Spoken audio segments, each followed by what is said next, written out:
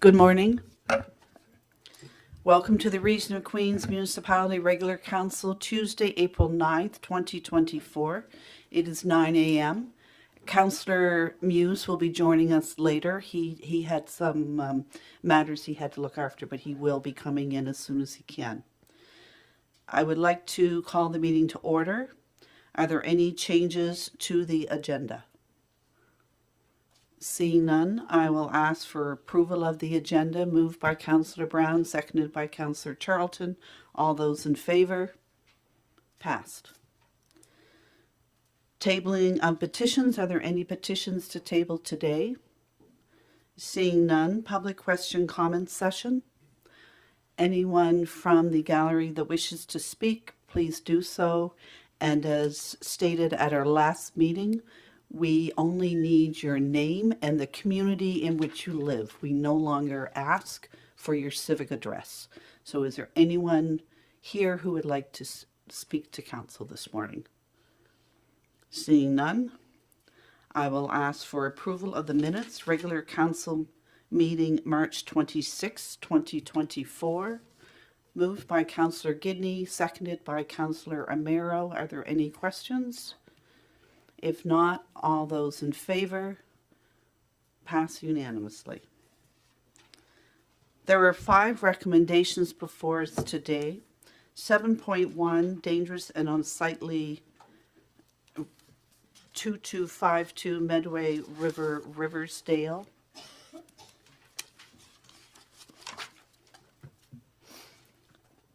By law enforcement, Jason Hartung is with us.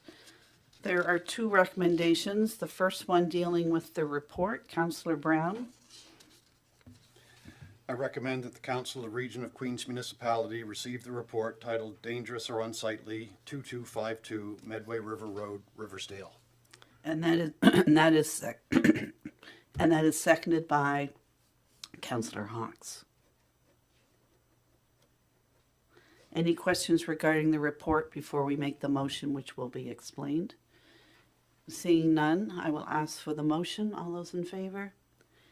The second motion, Councillor Brown, I assume you want to continue as this is your district.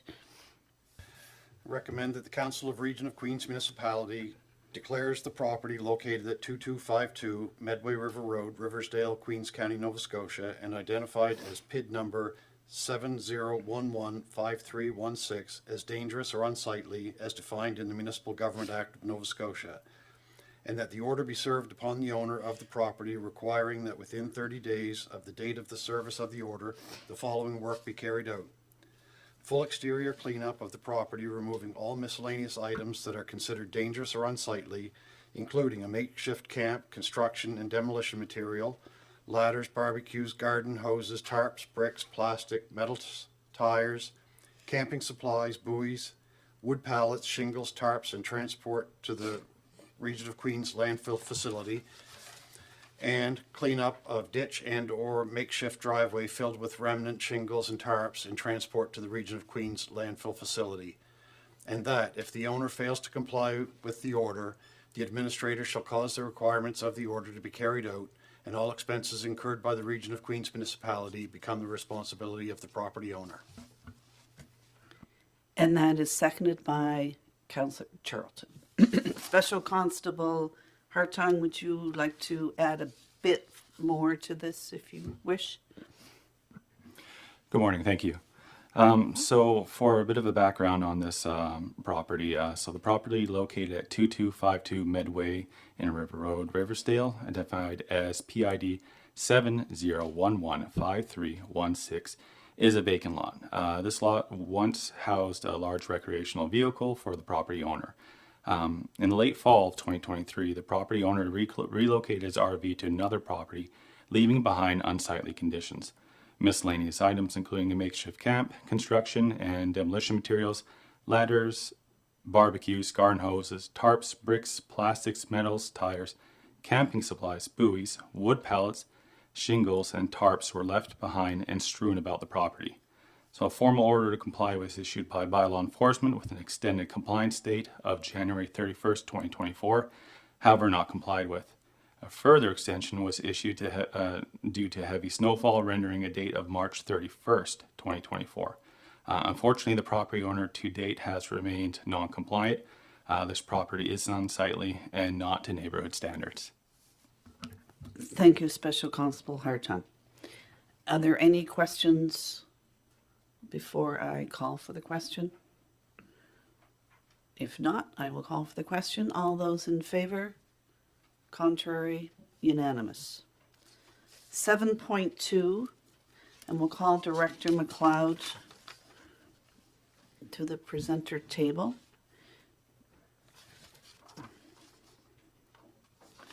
Deals with a development agreement that we had seen before us. And there are two recommendations again, one dealing with the report. If someone would so make that motion. Councillor Hawkes.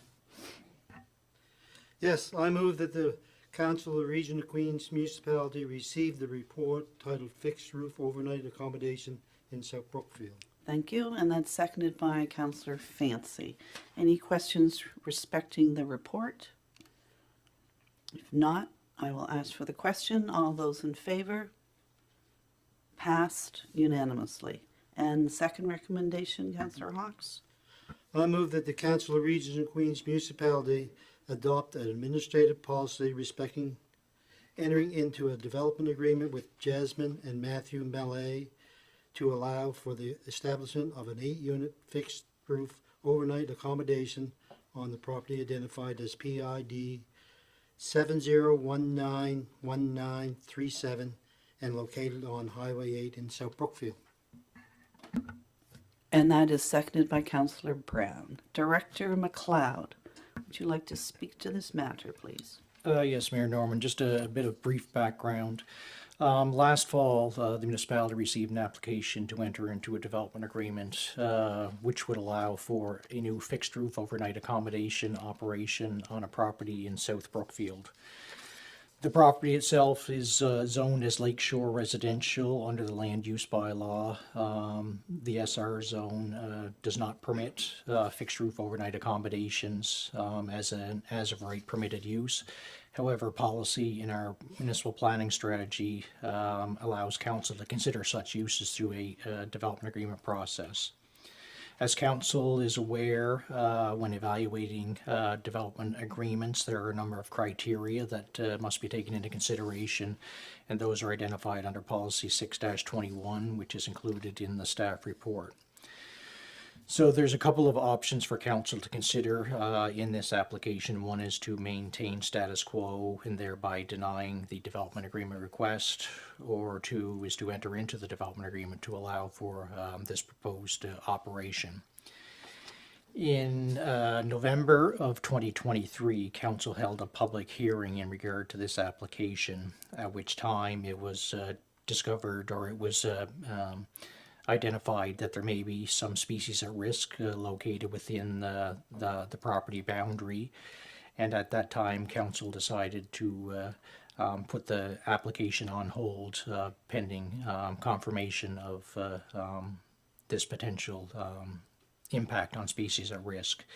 So in December of last year, the Mersey Tobiatic Research Institute attended the property with the property owners to identify any potential concerns where the development was proposed to be located. At that time, MTRI identified several black ash on the property, but the locations of these trees were not in the area for the proposed development.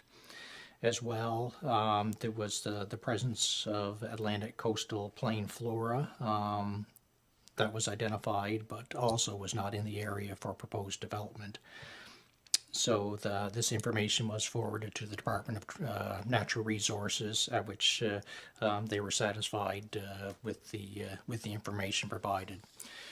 So staff took from this and have incorporated an extra clause within the development agreement pertaining to species at risk. So the property owners are aware of their requirements under the Species at Risk Act. So,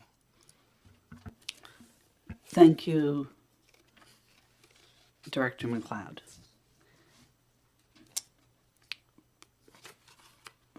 for a minute.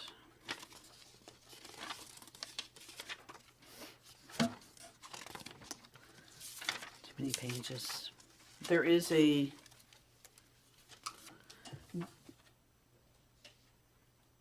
should have made the receive the report motion. No, We did that. We did the administrative from that exactly.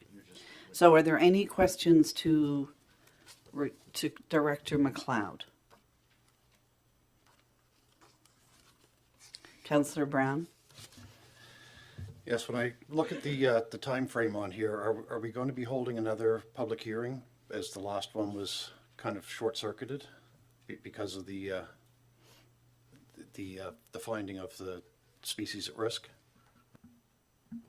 No, I guess the public hearing was held and the public had the opportunity to make their comments at that public hearing. So this was just additional information for council's consideration to move forward with the application. So there's no need for another public hearing. Thank you very much. Are there any other questions? If not, I'll call for the question. All those in favor of this development agreement? Contrary? Unanimous. 7.3 Queens Neighborhood Co-op Housing Limited. There are two recommendations. Councillor, yes, Gidney? I just have a question on the first recommendation. We moved and carried that in our March 26th meeting, so would we still do it again today? That's a good question. Since this motion was already made that we received the report and is exactly worded the same, would we? No, you're right. Sorry, good call. Yep. Yep, so just with the second motion, please, Councillor Gidney. Thank you. I recommend that the Council of Region of Queens Municipality approve an extension of the acquired date that Queens Neighborhood Cooperative House Limited is required to initiate construction on PID number 70027982 from June 30th, 2024 to December 31st, 2024. Yes, and even though it says house, it's housing, right? Just for the record, that's housing limited. Thank you. Yeah. And that's seconded by Councillor Brown.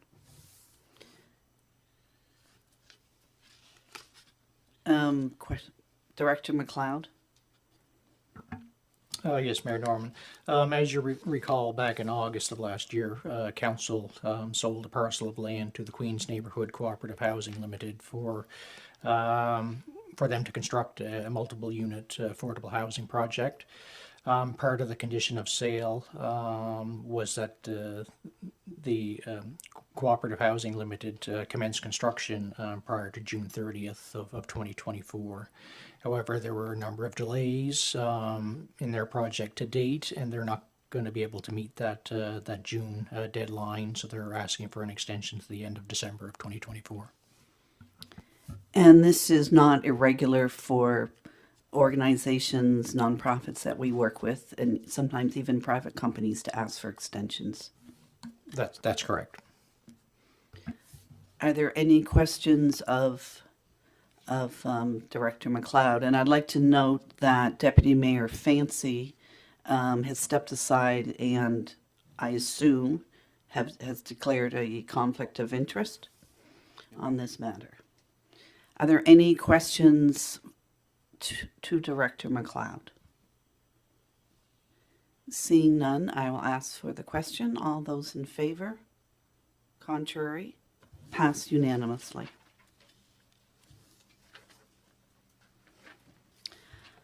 Item 7.4 is here as a recommendation because it deals with the next council meeting. So therefore, there has not been discussion on this, but we are looking for a recommendation. There are two motions. Councillor Charlton? Thank you. I move that Council of Region of Queens Municipality receives a report titled April 23rd, 2024 Council Meeting Location for Information. And that is seconded by Councillor Brown. Are there any questions respecting the report? Councillor Gidney.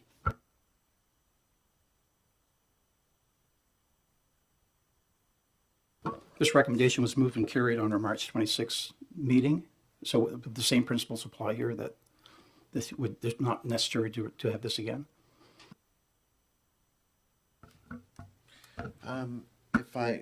If I may, I don't think this report specifically was, so the budget meeting one was, but this one about not having the offsite meeting, I didn't. Okay, thank you. Yeah, sorry Okay, about that. thank you. Apologies. So we will continue. Are there any questions respecting the report before we make the second motion? If not, I'll call for the question on the first motion. All those in favor? Contrary? Passed unanimously. Motion number 2, Councillor Charlton. I move that Council of the Region of Queens Municipality make an exception to Policy 23 respecting regular meetings by hosting the April 23rd, 2024 council meeting in council chambers of the Municipal Administration Building, 249 White Point Road, Liverpool at 6 p.m. And that is seconded by Councillor Romero. CAO Jodry, would you explain the reasoning behind this, please? Sure, through you. Essentially, the next report is about live streaming, and we had talked at the previous council meeting about the challenges of live streaming off-site, given that April 23rd council meeting will be, at this point, we're anticipating, although no guarantees, that you'll be passing a budget at that point. And there'll be a couple of other big topics. We assume that you may want to actually have that meeting in council chambers so that it both could be recorded and also live streamed, but certainly this is council's prerogative. Questions, comments? Councillor Charlton. Thank you. I think this makes sense. There was obviously a time where the recordings were really hard to hear here. We've since invested in a new system, making it more accessible.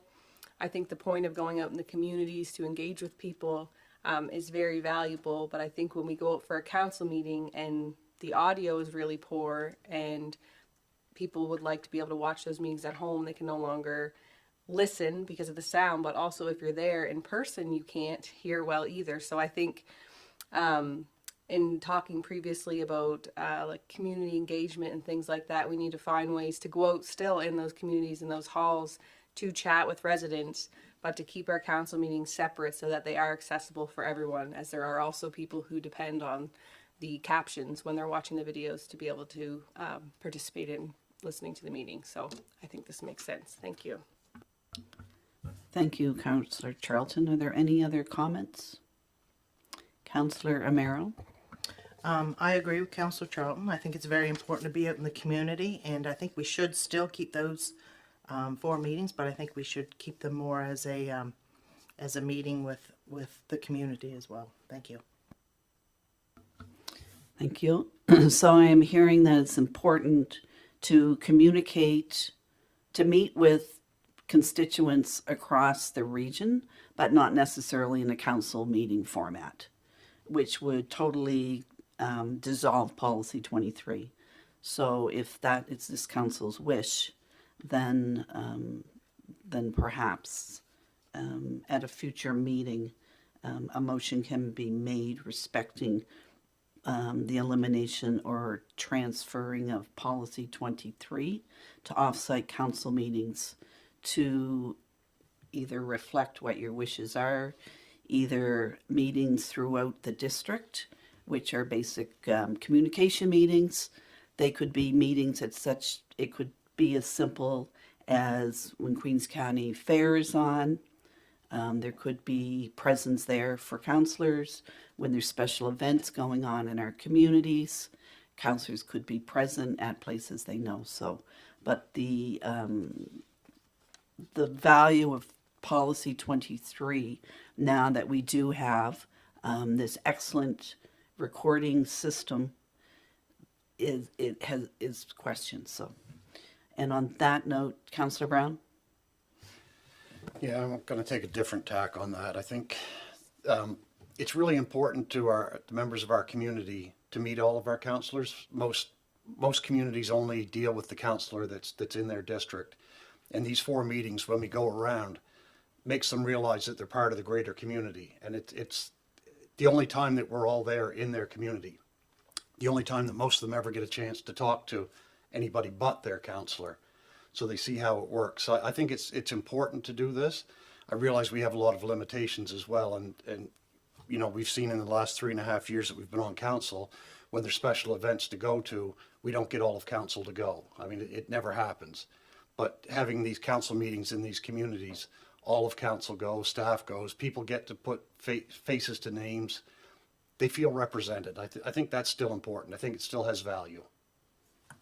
Yeah, and Councillor Brown, thank you for that comment. And you will notice in the staff report, staff did make room for that. And they did say that should council wish to consider the off-site meetings, that they can consider additional investments to off-site equipment or reconsider. So there is the ability. And CAO Jodry?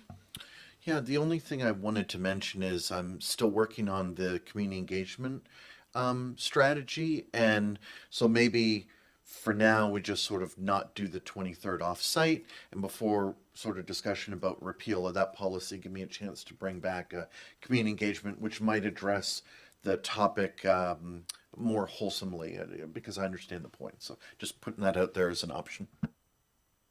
Are there any other comments before I ask the question?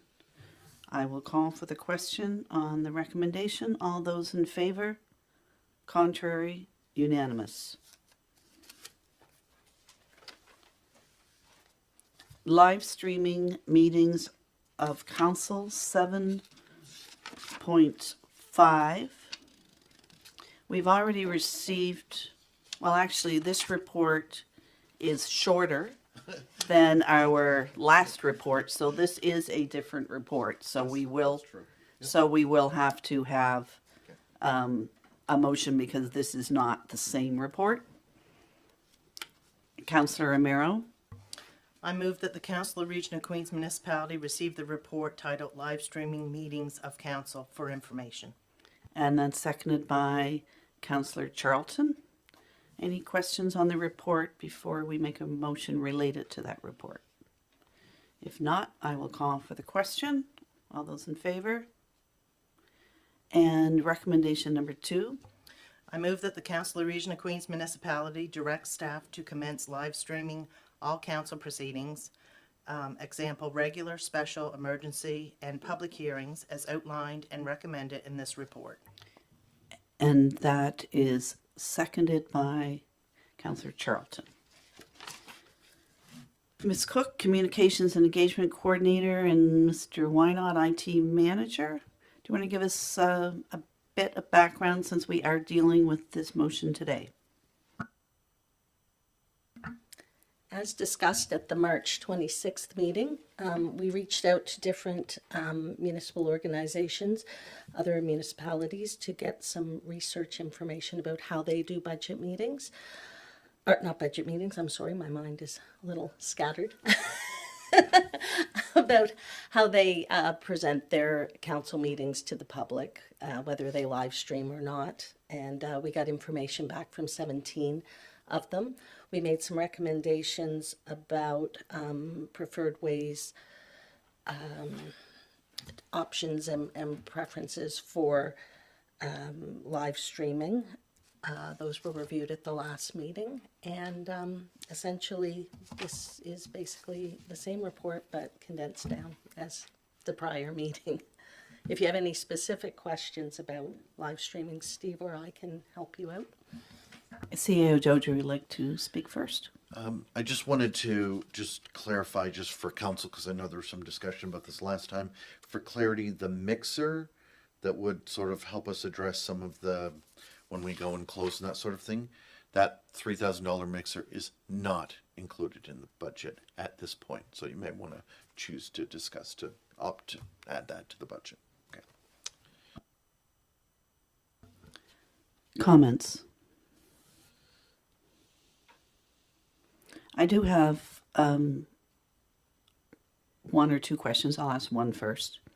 It talks about the difficulty when you live stream, when you break for a recess or a noon or an in camera and then return back, that there's that gap and often viewers are lost. But then with the mixing board, it talks about how things can be inserted, that you can insert content temporarily into the stream.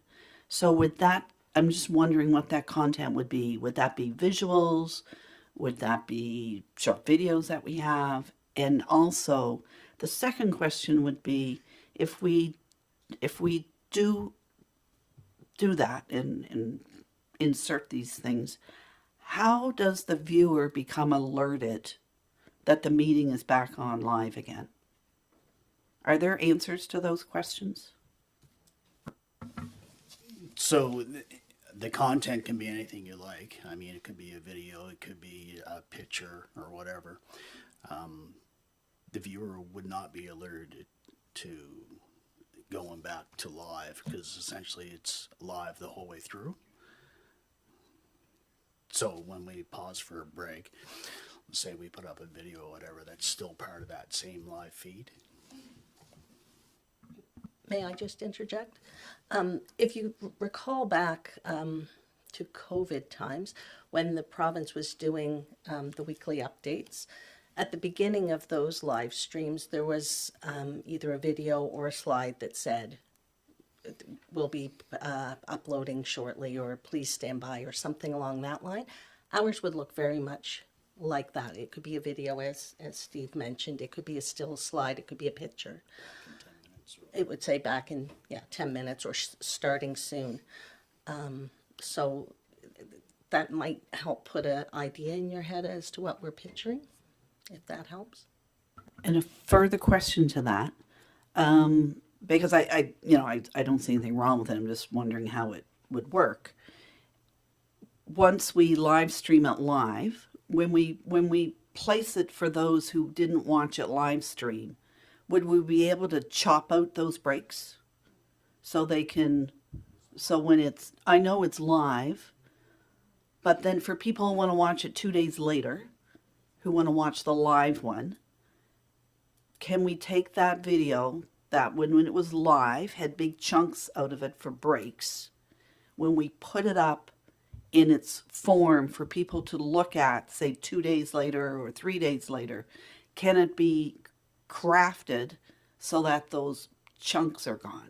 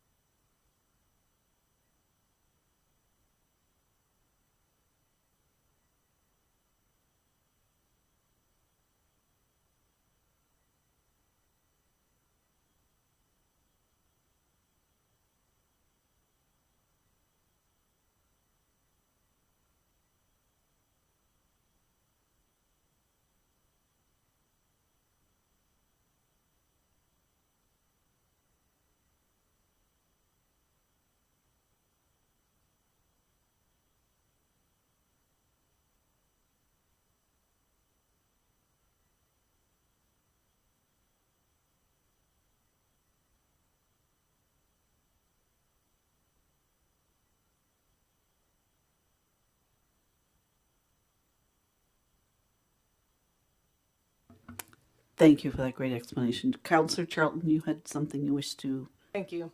I just want to note two things first. Our mics aren't flashing green. We've lost that turn of, when I tried to hit my mic to go in queue, it went red and came off of you to me. I think there's some gentlemen in the back that are having a hard time hearing from these specific mics, yes? I don't know if we can turn up the volume just going into this meeting, if possible. And then lastly, I just wanted to note, if council members go on either the Facebook Town of Bridgewater Facebook page, or I believe they also have a YouTube page as well, you'll get a really good idea for what this would look like. So they have graphics in the beginning that say meeting starting soon. They do insert some videos, and so they have some video footage of like LaHave River and things like that, so we could take opportunities to use some of the videos that we've done for like tourism and things like that. We could insert that there.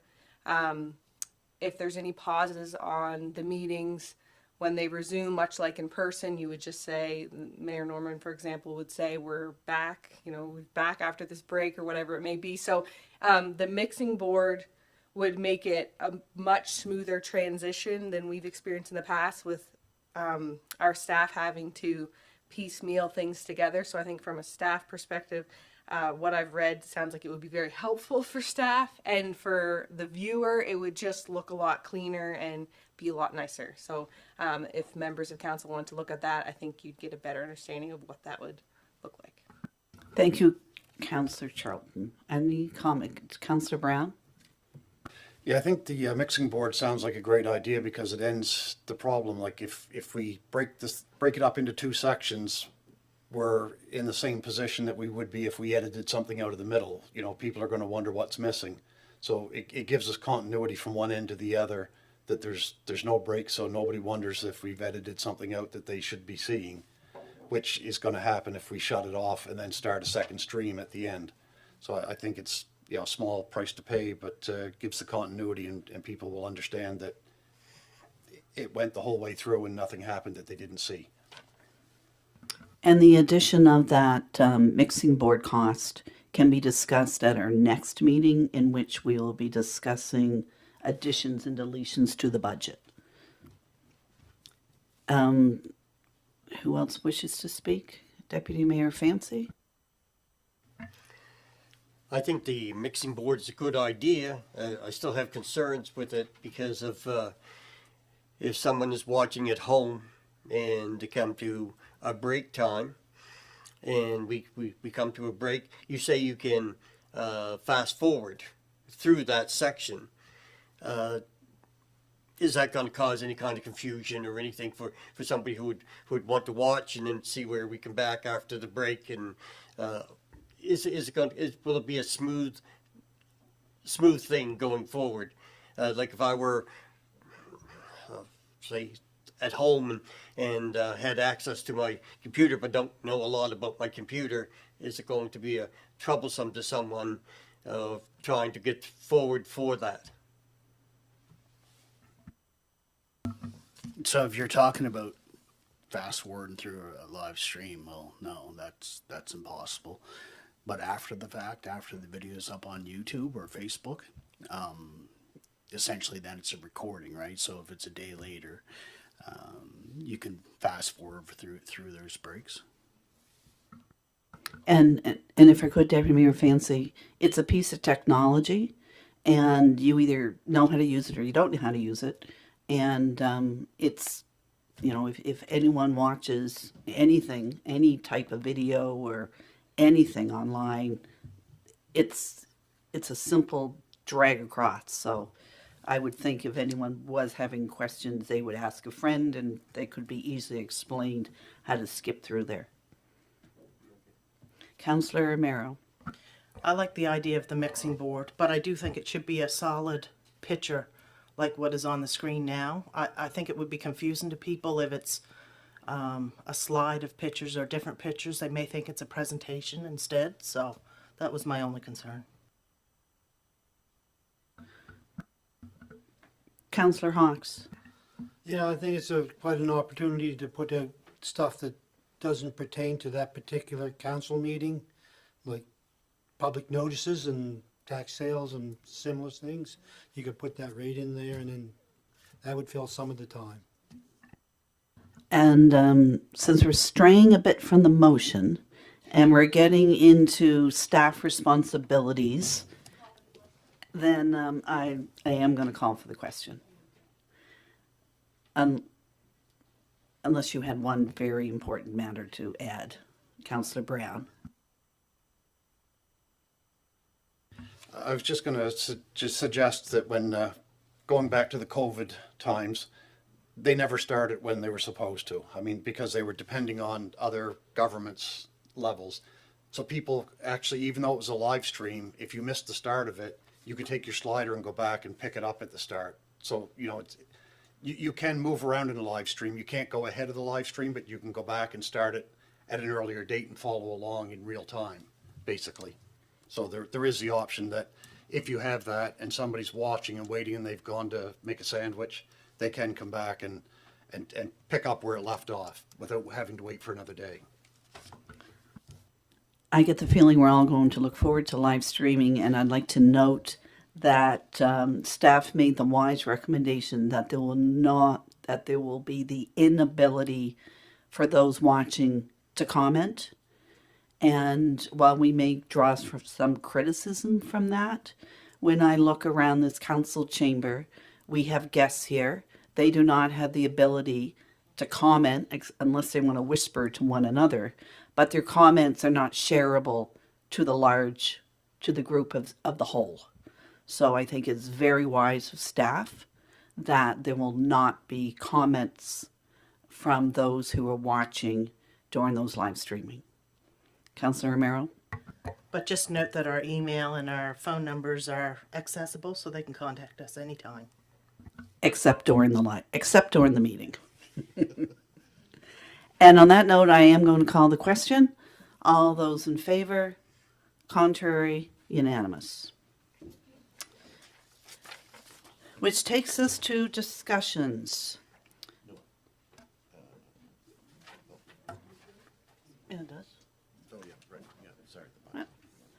Bylaw 26, a bylaw respecting alternate voting.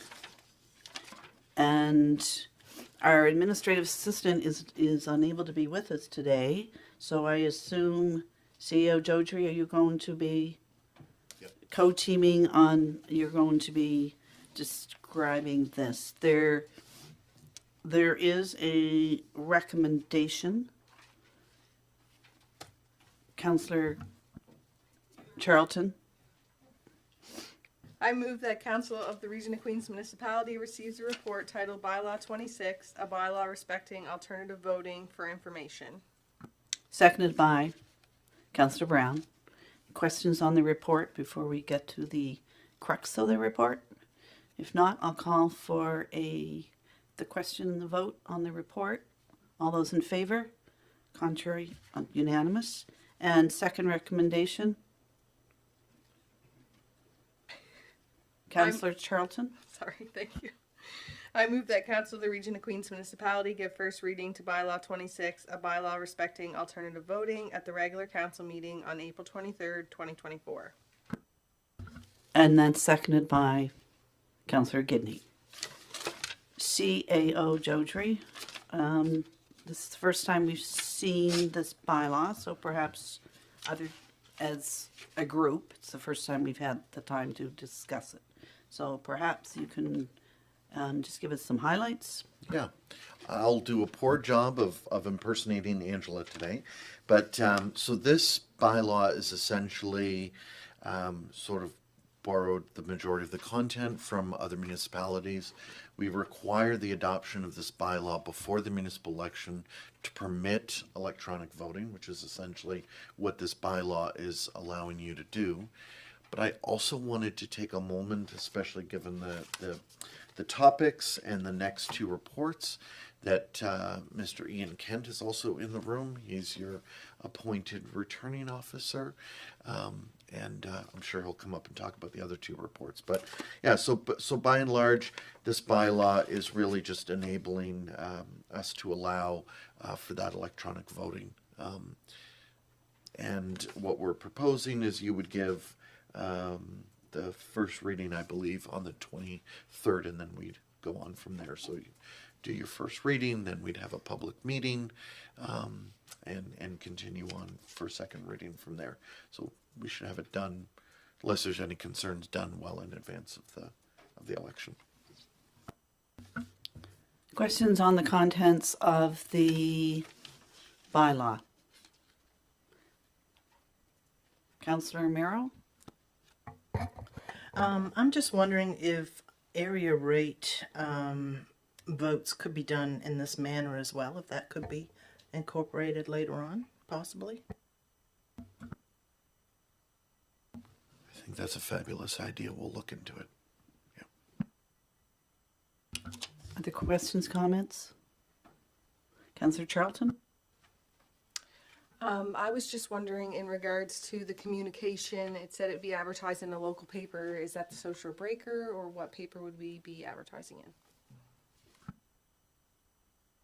in? I'm not certain. I can get that information to you. I also will need to double check, but the recent legislative change by the province may absolve us from having to actually do that. I will double check.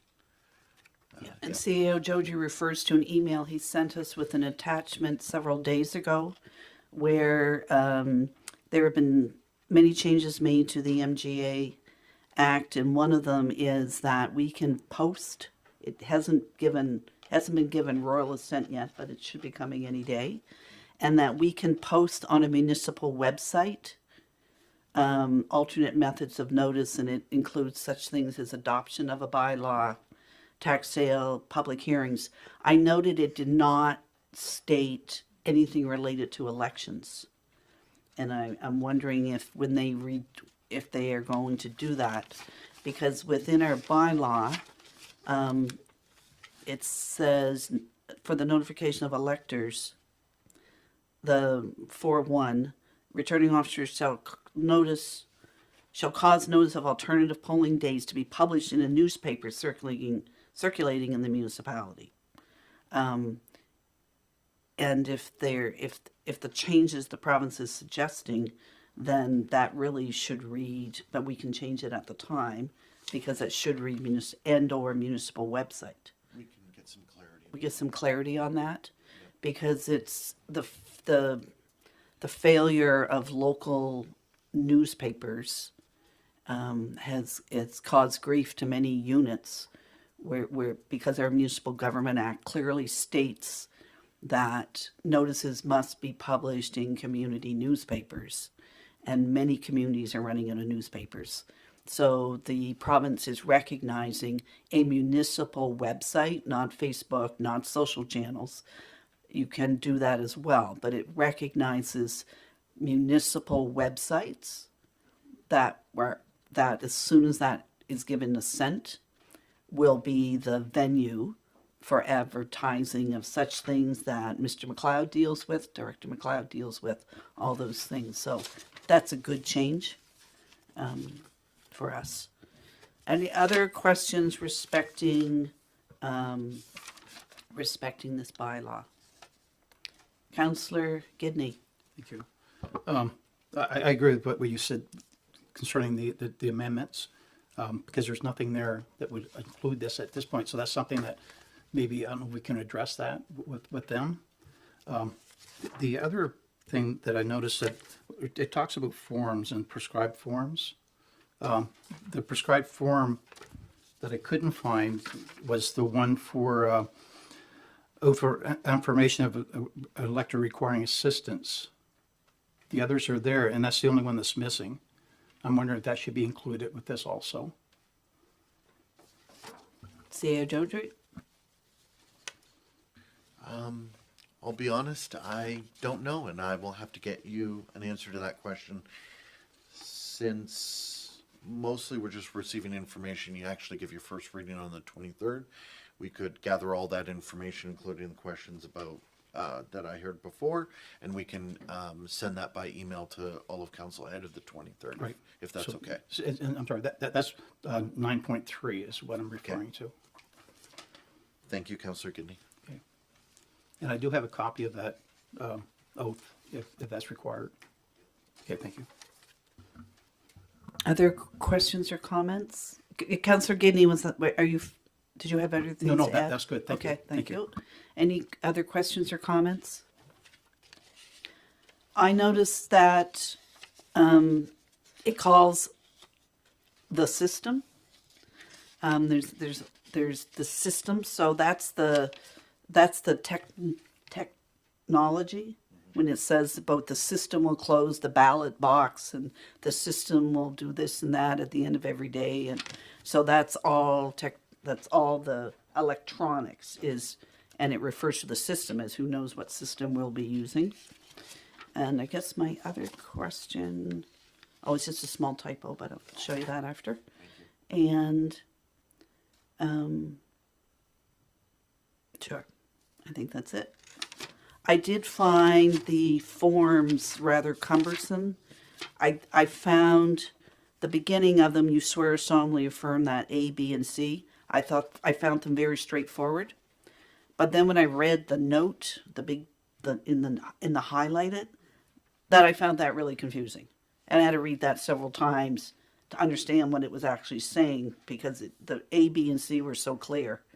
And then there was that note, which I had to read many times, and I just put a question mark by it and a note, just what's the purpose of that?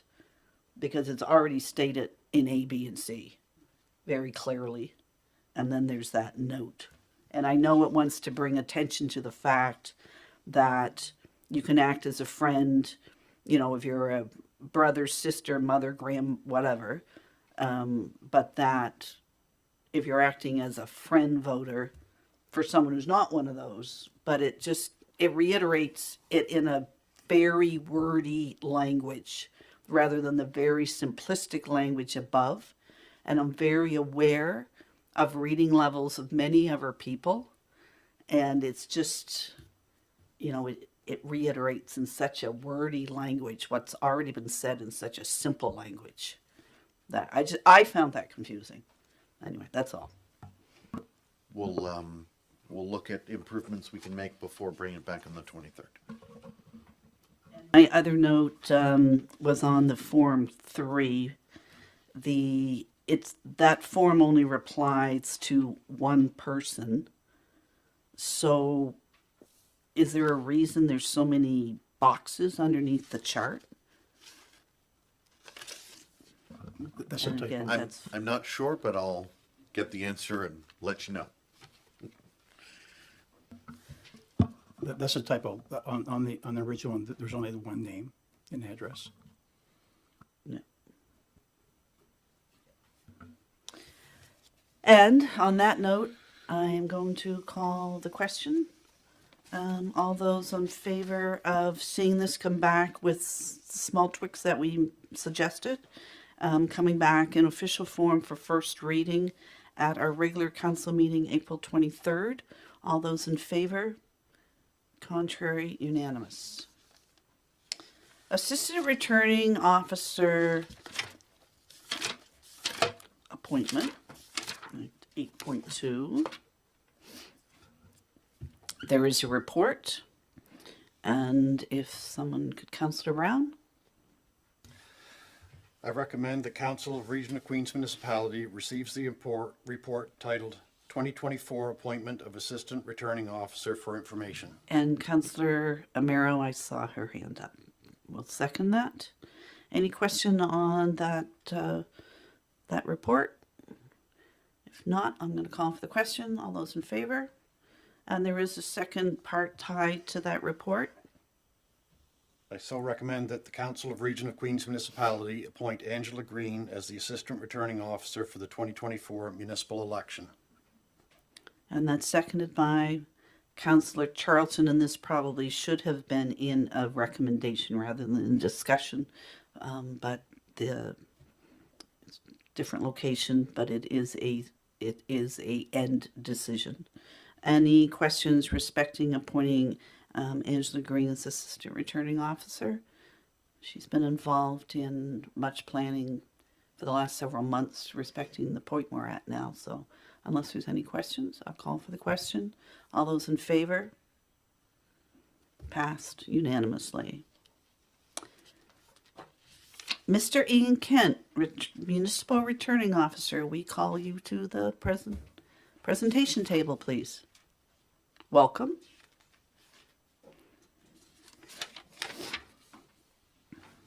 There is a recommendation. Councillor Amaro. I move the Council of Region of Queens Municipality receives the report titled 2024 Municipal Election Polling Stations for information. And that's seconded by Councillor Hawks. I'll call question on the report, and then we can have a discussion with Mr. Kent and get to know him a little bit better. So, Any questions on the report? If not, all those in favor? Thank you. And do you want to give us a little idea of what's been going on, and perhaps more to our viewing audience? Yeah, sure. Thank you, Mayor Norman. Oh, hold it. We're going to stop for a little. Oh, we're going to keep going. Okay.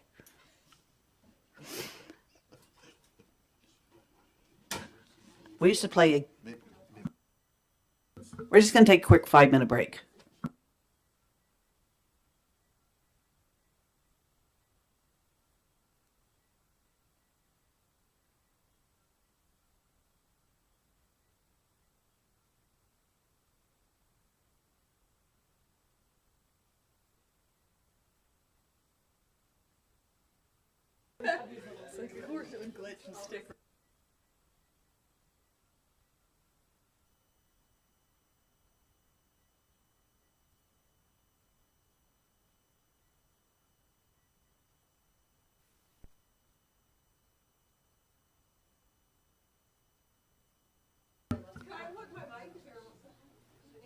Oh, it's stuck.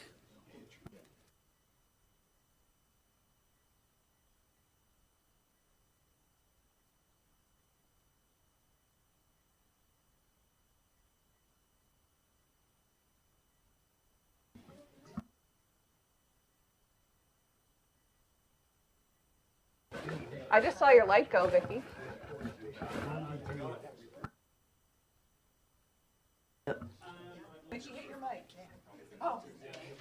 Working again.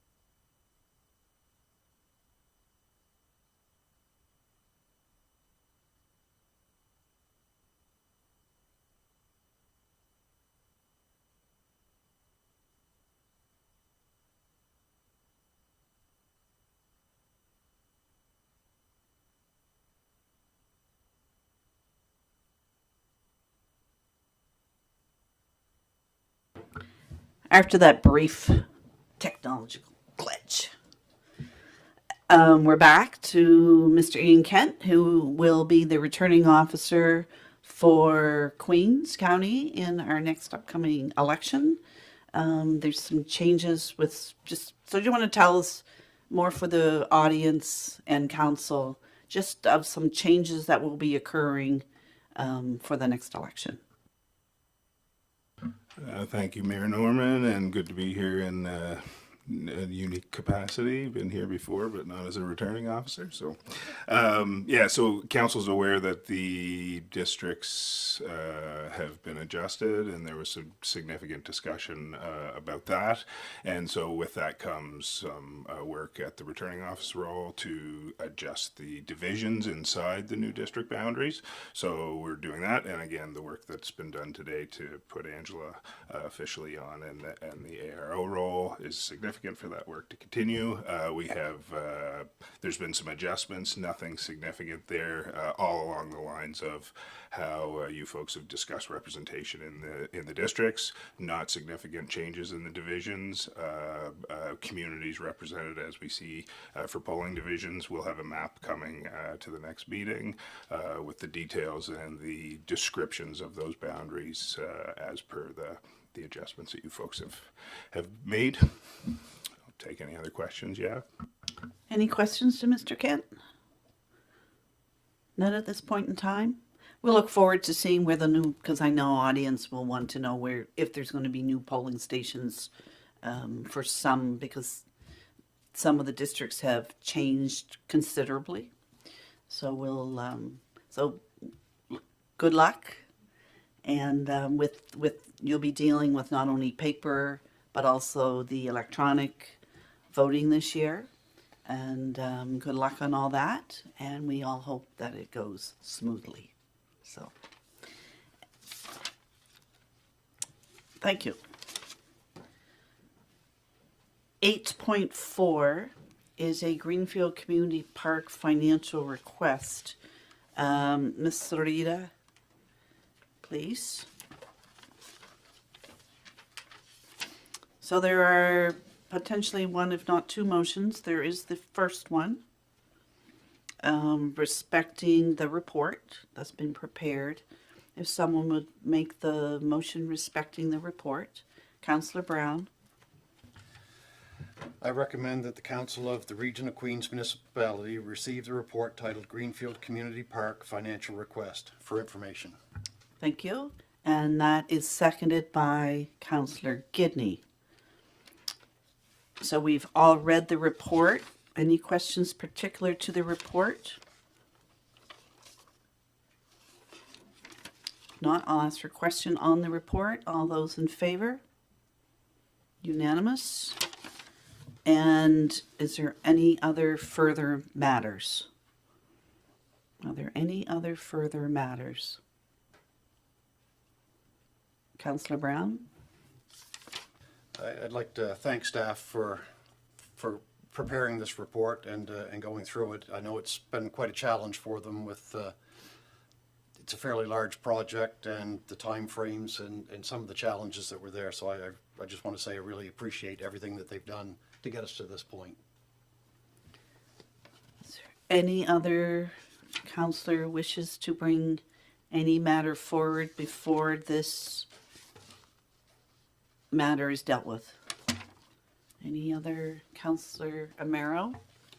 I noticed that they said they had like an $8,000 that needed to be to complete phase 2. Can they not apply for that again in the Community Investment Fund in the 2024-2025 year?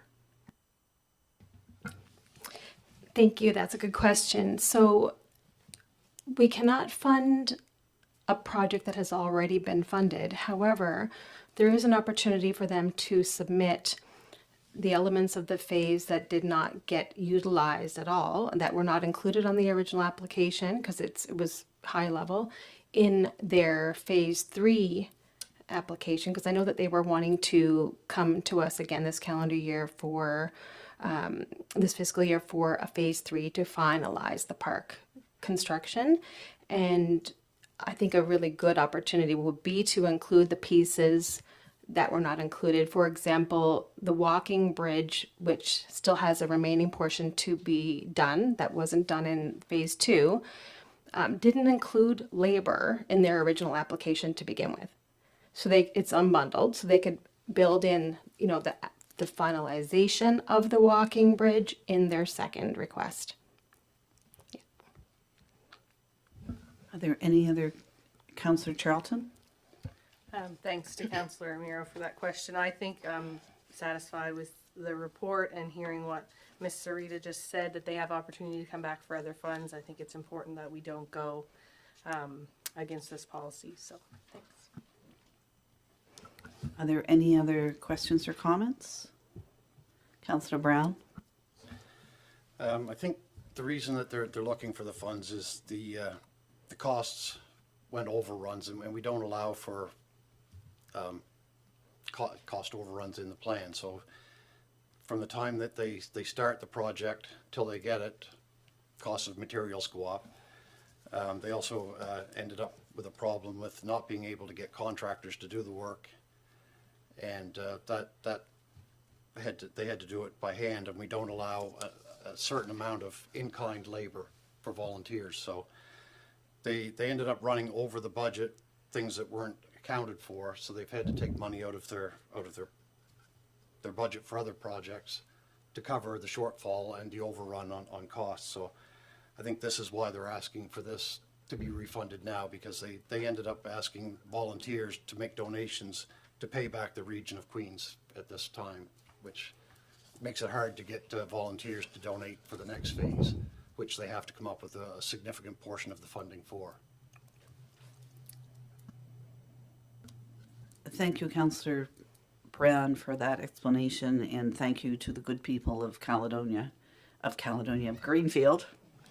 of Greenfield who worked so hard for that project and many other projects. However, as council, we know the repercussions of what happens when we make allowances for one group, even though they have very legitimate reasons. There have been groups before, and it's, as much as council, I know would like to do this. I know the repercussions and the fact that it's not just a single issue item, and we wish them well, and thank you to the volunteers who keep working. And I did notice that they're having a grand opening sometime in early July, so look forward to that. And on that note, before we begin 8.5, which is going to be a lengthy draft budget presentation, we will take a 10-minute break.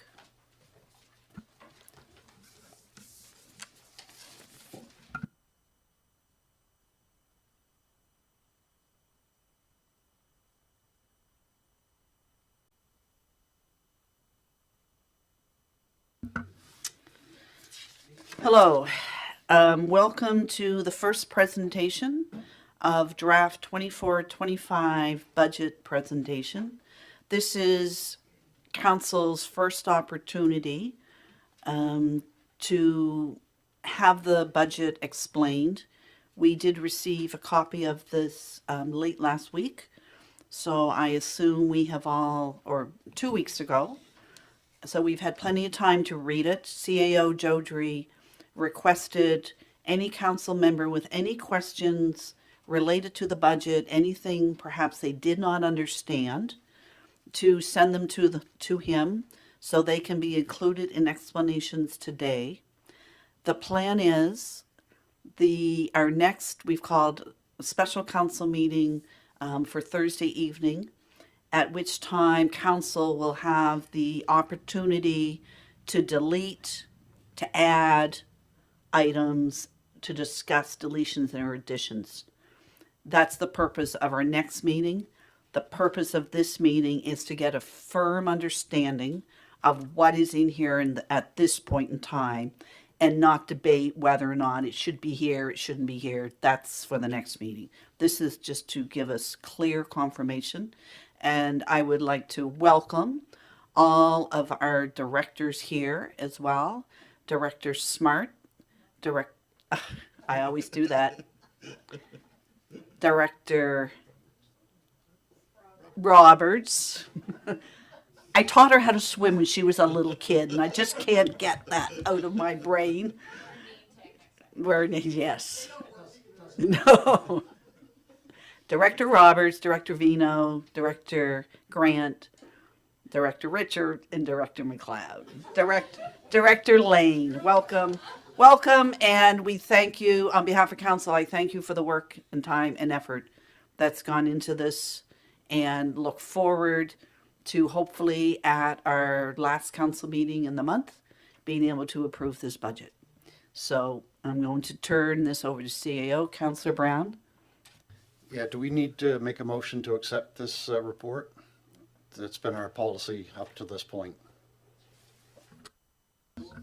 That's Maybe at the end? I would just leave this because this is very different. This is draft budget discussions, and it's very intricate. So for now, let's just leave that as it is for now. But though, thank you for that. CEO Jodry. Okay, thanks, and thanks to everyone, and the directors put this all together. So I'm just going over the highlights again. This is your budget is in your package. What I'm going to do is I'm going to walk you through the different parts of it and just give color in the lines a little bit more. And as the mayor said, the thought process for today was for us to just answer all of your questions about what is this, what does that mean, just so you understand. This is the draft budget that we're bringing to you. We recognize that you're going to make changes to it. And that's certainly, this is council's budget. So we just put a draft budget together for your consideration, and you go from there. And there's nothing we're overly married to. Whatever council wants, this is your budget, right? This is an outline of what you'd like to see accomplished over the next year. So with no further ado, as the mayor pointed out, so today we'll present the budget and answer any questions. I did receive a few questions. I believe that I covered off everything in this presentation, but if I haven't, please jump in at the end, and there's various sections across here where I'll take questions and you may want clarifying answers, that sort of thing, so we'll do that today. And then the 11th and 16th, the thought process is that you'll go through probably starting with the capital budget, because that has implication of the operating budget. We'll go through, you'll go through and discuss things that you want to put in or take out, both capital and operating over those 2 budget days. And then ideally we'll incorporate all those changes into a final draft to present to you on your April 23rd council meeting, and go from there. Okay, so as I mentioned, I'm just going to start with a capital plan. So it's about $8.5 million worth of work, equipment, and upgrades for this year. But obviously the draft you had is a 5-year plan, just so you can kind of see what's going to happen next. There was information requested about a copy of what last year's plan was, so that was circulated on your desk, just so you have a copy in case you were curious and you wanted to compare. The other thing I wanted to mention, I know there's been public discussion about the pool and the Mount Pleasant service extension. At this point, because we haven't, we needed to move forward with the budget, and we haven't, for those 2 projects, identified, the full funding and financing process, so opted not to include those at this time. And once that gets worked out, we can bring those back to council. So that's why I'll only touch on them, but you do not see them in this package. It's certainly not to indicate that these are not important projects to council. And then in terms of the capital, I know there were some questions about whether the work would be contracted or whether it would be internal, and really there's through all the projects there's a mix of contractors, done internal, outside. It sort of varies based on our ability to move those projects forward in a timely way. We'll sort of go from there. In some cases, we have equipment and staff that are capable, and so that's the most economical way to move that project forward. In other cases, there's skills, expertise, or whatnot that maybe is done better by an outside party. So, with that said, I'm just going to walk you through, again, this is exactly what was in your capital budget. I've just broken it down into some categories, and I'll provide a bit of explanation. And then at the end of this part about the capital budget, we can take a pause and council can ask all the questions they want, just trying to understand what those projects are. So the Liverpool Business Development Center HVAC replacement, that was in last year's budget. We're still moving forward the project. A lot of the equipment has been ordered. The contract has been awarded. Things are moving forward. But because it's not done, it has to also show up in this year's budget. And the vast majority of the work is being done by contractors. We're sort of quarterbacking some of it, but yeah, just want to explain that. In terms of renovations to move the library into the space, so that's what that one is, and the consultation process has to begin soon. We just want to get through budget first, and the plan is still to have the library move in by December. And then, as I mentioned, the South Queens outdoor pool isn't on the capital list at the moment, but council has approved the location, general design, although you can choose to change it if you want. Staff presented the operating costs, and we are working to look at tendering it so that we know what the actual final cost will be, and then we'll figure out where the financing can come from. And then looking at some other categories, so these are just my words to overly simplify it, but sort of groundwork type projects. So there is in the budget the generator for the public works. That's to allow generator for that building, so that operations can continue. You know, even when power's out, if we need to repair plows or in the middle of an emergency, if there's any work that needs to happen there. There was, and it was on the budget for last year, the Liverpool Bridge sidewalk redesign. And really, I think what staff need is some clarity about what council's looking for, the ins and outs. So I'll have a project manager work with council and sort of flush that out, and then get that design work moving forward. So sort of trying to put a strategy behind how we'll get to the finish line. I think that starts with clarifying from council what their objectives are so that we can proceed with the design work itself. The Gorham Planner Rehabilitation is the pedestrian walkway, or near the pedestrian walkway between Main and Water. Director Grant can provide some more information, but it is really about the retaining wall because it's showing signs of deterioration. That's more or less the same thing with the old burial ground wall as well. So the stone facade also needs to be addressed sooner rather than later. For road paving, asphalt rehabilitation on the streets as per sort of our plan up to this point, the assessment that was done. And the Beach Meadows project that's in the list is to cover off things like the picnic tables and shelters, the boardwalks, two of the boardwalks, the paving, the signage, and some environmental measures we need to put in place as per Department of Natural Resources. Sort of the waterworks project. So we did recognize, you know, even from last year's budget, that we do need to, or it would be helpful to proceed with the Mount Pleasant Service Extension design work. So we'll still proceed with that. There was, I believe, the amount changed, and there were some questions about that, and Director Grant can get into it, but by and large, it's clarifying the actual extent of the design work and then how much that will cost. We have new prices, so fortunately it went up. The sewer treatment plant UV upgrades, so an RFP was issued for that work, and I believe part of it is moving forward as a result of last year's challenges. So the RFP was conducted. We do have some responses. Those are being evaluated, and we'll bring back more information, council, shortly on that. Queen's Place Drive extension. So there's some questions about what year this particular item should fall in the budget. We did move it to this year after speaking with some of our partners and when exactly they'll need this work done. So we've moved that to this year to address that issue. Waterloo Street, you know, again, eliminating the sewage outfall.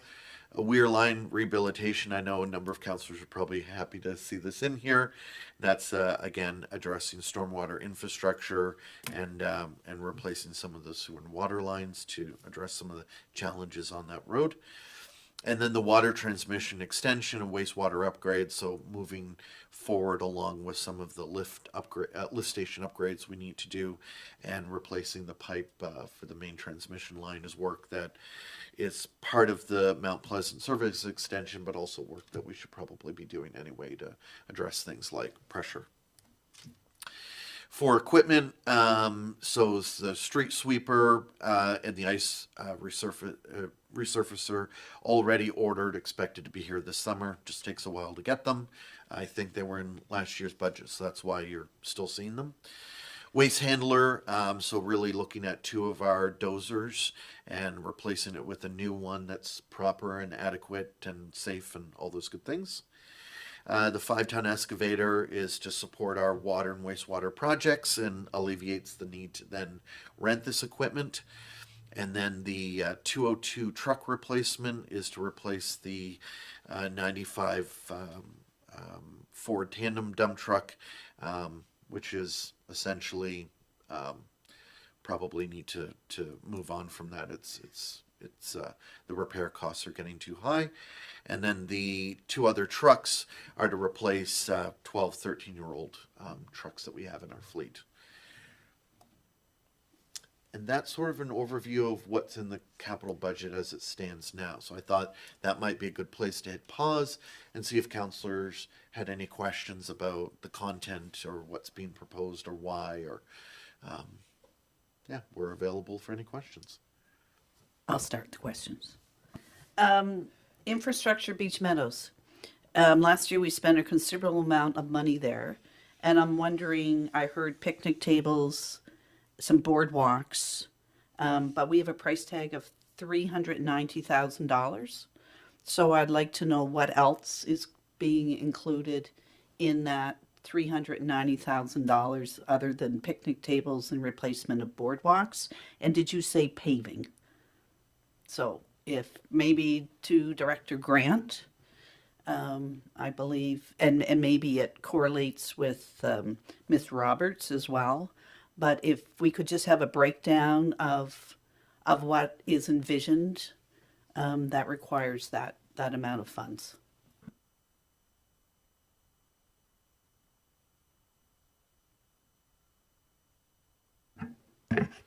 On a grand scheme, I guess it's adding 6 picnic shelters that we have predetermined locations for down there, similar to what you might see at a provincial or federal campground that would have a canopy over them. So get out of the heat, spend some time down there, I guess was the concept. Expanding parking at 3 locations. One location, the first one, excuse me, is not suitable for parking. People are getting stuck in there, we're getting complaints, and then increasing some of the other areas so we can enable some more environmental mitigation strategies in consultation with DNRR, trying to eliminate the folks that are using the woods for washroom facilities and trespassing across the dunes and getting into the habitats. There's several issues there to be addressed, as well as replacing the boardwalk at the accessible washroom. So working right now with an architect on a design that will be robust and withstand the environmental pressures put onto it, while eliminating the need to shovel sand and cut Miram grass from the habitat. So it's a pretty comprehensive and intensive project. Thank you for that. Happy to see expanded parking down there and the picnic shelters and things. So that's my one question for now. I think we'll just do one question at a time. So who's next? Councillor Romero. My one question was just concerning Beach Meadows as well. I know we built the new facility for the washrooms. Down the other end, is there going to be any type of porta potty rental done there or not? Yes, we'll still keep the accessible porta potty down at the 4th boardwalk. Yeah. Other questions? Councillor Charlton? Thank you. I'm just noticing that the Millbrook flume assessment is on the 2026-2027 year, and it was slated for this capital budget, like for 2024-2025. So I was just wondering if we could get some clarification on that, because if my memory serves me correct, that was identified earlier on as assessment that should take place, I think, right about the time when we came in on council, and it was pushed a little bit. So I'm just wondering, I guess, what the logic is in pushing that further, and if we should be concerned about that, given the issues with water and things like that in the community. Yeah, so I guess comment to that is that we have only so much capacity, and looking at what things can wait, what can't. That was one project that was identified that could wait a little longer than what we have right now.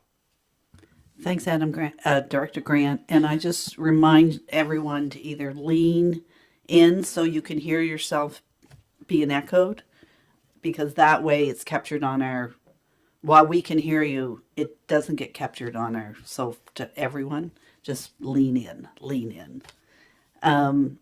Other questions? Deputy Mayor Fancy. Yes, something that our CEO mentioned here, I guess it's probably going to be looked at the next time, but the Liverpool Bridge sidewalk redesign. Do you have a redesign per se, or are we just going to be talking about it? I'm more concerned with the walking across there with the safety without a rail or something on one side. Yeah, so what's proposed in the budget this year would be to work together with designers and council as well to identify a solution that's acceptable to everybody's best interest. We were here in June or July, I believe, with a report that was done last spring by CBCL providing some options. So just kind of taking that to the next phase to see whether we want to look at realigning the bridge and Water Street, integrating that with provincial partners because it is their structure ultimately, and coming up with a solution that we can implement. Other questions on capital? Any other questions on capital at this time? The capital that is provided. Okay. No questions. And at our next meeting, there'll be additions or deletions. So good luck on round one. Ding, ding. Okay. Now, operational. Okay. Thank you, and through you, Mayor. So the operating budget is approximately 29 million in spending. There's some proposed staff-related details that I'll provide in camera under the section of the MGA Labor Relations, just so we're not talking about individuals. And what I'll do is, as I go through the operating budget, we'll go sort of like main section by main section. I'll stop for questions after each one because some sections are pretty vast and big, and there you may need some clarity. So I'm going to start with government services, and the other category I'm going to talk about on the next slide. So I'll do the other ones here, but just providing some outline of what's meant to be covered off in some of these. So the council, so this is all in order in your budget, right? So you'll see the headings up here. So it'll say council, general administration, administrative, I chose the word financial management. After that is taxation, so forth. So these all go in order according to what's in your budget package, just the headings. Is that good? So we're not starting with revenue, we're Sorry. starting with expenditures? Apologies, yes. So we're starting with expenditures, so That's just right. find So in your go down expenditure to 9. 9, that's right. So maybe if I just talk about that for a minute and why I'm starting with expenses, actually why I started with capital and then operating and then revenue, is municipal budgets are meant to be what's called zero-based budgeting. So the idea is we should figure out all the costs related to all the services council wants to deliver, and then we can figure out, how you generate the revenue for it. So that's why I'm doing the revenue last. So over to section 9, so legislative, so that's council here. So that covers councillor and mayor pay, travel, expenses for members of council. There is a part in here later about the conference. That's under other government services, but by and large, the legislative one is the one that covers off all of council. General administrative covers off all of the finance administration staff, including the office expenses for this building and really for a lot of other operations. Financial management, so that's sort of the 2 lines you'll see before the word taxation. So it says financial management, bank charges, that's like the audit and banking fees. Taxation, so that's our tax administration staff, costs related to tax sales, tax exemption is in there, as well as assessment services. The common services, so administration building, so that's all of the costs related to this building here. So some of the costs, the reason that amount went down is, you'll remember from last year, we had the municipal building renovation project, so we've removed that completely out. For the time being, I think we need to tackle some other projects before we sort of dig into that one, so that's why I sort of put that one off. And then, as I mentioned, I'll get into the other on the next slide, but other government, general government services, so that's like all of the costs to go to conferences, as well as staff going to the AMA. Grants to individuals, that 175,000 is really the CIP program, and then the one below that, grants to other organizations, individual, the brackets other, that's communication, like our municipal matters, some of the advertising we do around communications, a new harbor webcam, and Queens Transit's contribution. That includes the extra amount they asked for, given the dialogue I heard at council, so that includes their full 48,000 amount. Now, this is the other category. I just want to explain what some of these were, so that council has some background. So legal services, so that includes both our regular legal support as well as the remaining amount related to the ARB work. So the fish farming stuff. So that's why the number's higher, because not all of that work has been completed. But again, that will not exceed the 120,000 that that council has designated. It's just going over 2 fiscal years. Mount Pleasant feasibility study. So again, that's the one where I mentioned the scope of that and the details and the cost to do that work has gone up. CO recruiting, so that was in there last year. Hoping you don't have to do that again for a while. That's up to you. General recruiting services. So I just want to clarify, and I think this is a fundamental thing that we should have in our budget, at least this year. So as council's aware, we've had surpluses in the past. Surpluses aren't because we're saving ourselves money. Surpluses are often because work isn't happening, and including, for example, not filling positions, and so work doesn't happen. We really need some support in recruiting, helping us identify candidates, bringing them, qualified candidates to us to fill all those positions. I'm not even talking about new ones. I'm just talking about ones that we already have vacancies for.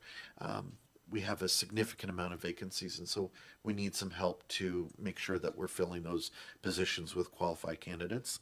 And it's competitive out there for employers, right, to bring in qualified candidates. The general consulting item, so just to clarify, that is a governance review. So I might have mentioned at some point in passing the need to have, or the benefit or the value in having a third party who's a municipal governance expert come in and review our structure and our governance model and make some recommendations to council about, and ideally those would happen and be put in place for the next term of council. That's sort of the thought process there. Safety strategy, so that's a large amount. I appreciate there are some questions about it. As council is aware, there are some safety concerns and issues, so that's bringing in third parties to support us in identifying, putting in processes, identifying issues, doing reviews, all of that work. We're a little bit guessing about what the total is, but if it goes over that, we'll certainly bring that back to council. But we recognize, and even to this day, we're identifying issues on a regular basis that need to be addressed right away, and so we need to make sure that we have financial resources to address those safety matters. The human resources consulting, so that's bringing in a third party to support us, sort of acting as an HR manager, and so that's the cost there. Going down, so we had talked about needing to do some growth planning, so we've put in $50,000. That's our best estimate at this point, but I did want to clarify, and I know there were some questions around, for example, other than Weir Lane, there's still some questions in Liverpool about stormwater management. So looking at this would include doing some work around a Liverpool master drainage plan that would identify where the issues, what do we need to do and move those forward. But we'd also talked about, development charge bylaw or the potential need for. So all of that work is what that 50,000 is meant to cover off. It may end up needing to be more. And when we get to that point after the workshops, we'll bring that back to council once we're a bit clear about all the pieces that we're going to need. The contingency is really, we recognize for a number of different reasons that there might be impacts to staffing costs as after the budget, as other things unfold. And so we've set aside about $300,000 for a contingency, and half of that is funded from the accumulated surplus, and half of that would be from the regular tax base. some of those questions may be a bit clearer to council when we go in camera and I explain some of the organizational changes. The compensation review, so as I mentioned before, we've done sort of a piece to that.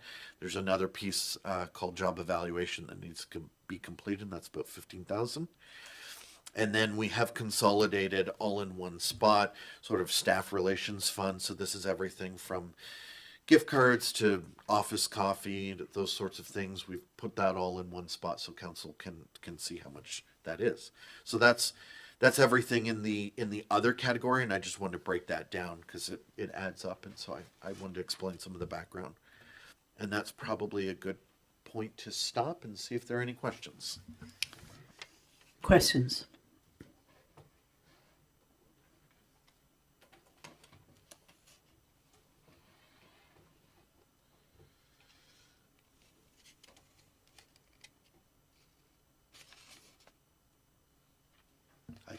There are no questions? Councillor Brown? Yeah, I just was looking under community, common services for the administration building, and I see that we don't have anything in the budget for cleaning wages and sanitary supplies. So I'm sure people were going to wonder if we're stopping cleaning the buildings. No, absolutely, we are not. But cleaning services will fall under a different section of the budget. Yeah. But no, we're not cleaning anymore. Yeah. I just wanted clarification for people watching. Absolutely. Any other questions? Councillor Charlton? I just want to know, I do have some questions, but with regard to some staffing things, which was mentioned, that has to be spoken about in camera, so those is why I'm not asking. Thank you. Councillor Romero? You mentioned growth plan consulting, development charge bylaw, or could you explain that? Yeah, so when we had, I want to say it was December 12th, when we had applied for the Municipal Capital Growth Program. I think I've got that name right. So that was about the Mount Pleasant. When we had had the conversation about that application, we talked about the need to have a workshop with council as a starting point, and then there are other work that needs to happen after that.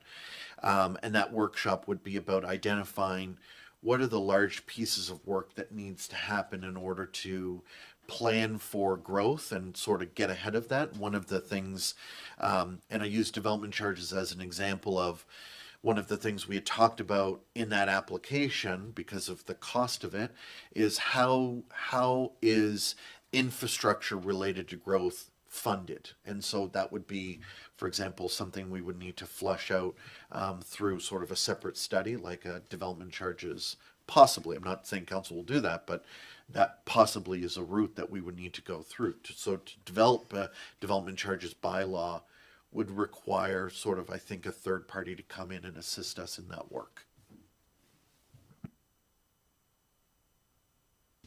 Councillor Charlton?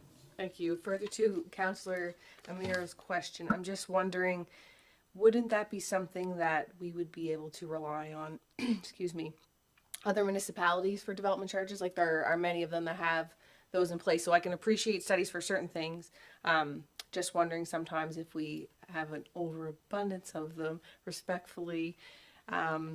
Just in that regard, I'm thinking like the bylaw for electronic voting, like that was kind of piecemeal from other municipalities. So in regards to development charges specifically, could we not lean on what is being done and what would be considered reasonable, which I am guessing we might be able to get some information through like our planning department and other municipalities, if you could? Absolutely. Wherever and whenever we can save, I think that's just a good practice, and certainly that would be the plan. I guess part of what I'm trying to share is that money is there to help us go through some of the work. So I'll give you an example. If we were to borrow from another municipality's development charge bylaw, that's in some way the easy part. The hard part is identifying all of the infrastructure, Liverpool, and outside of Liverpool and Caledonia would need in order to accommodate growth. So, for example, if we were over the next 30 years going to, let's say, double our population, what does that infrastructure need look like, and where would it go? That is a case by case basis that really requires our own analysis that we couldn't depend on anyone else to have done, because they'll have done it for themselves, which will be different. So I don't know if that answers the question, but it's, yeah, maybe not.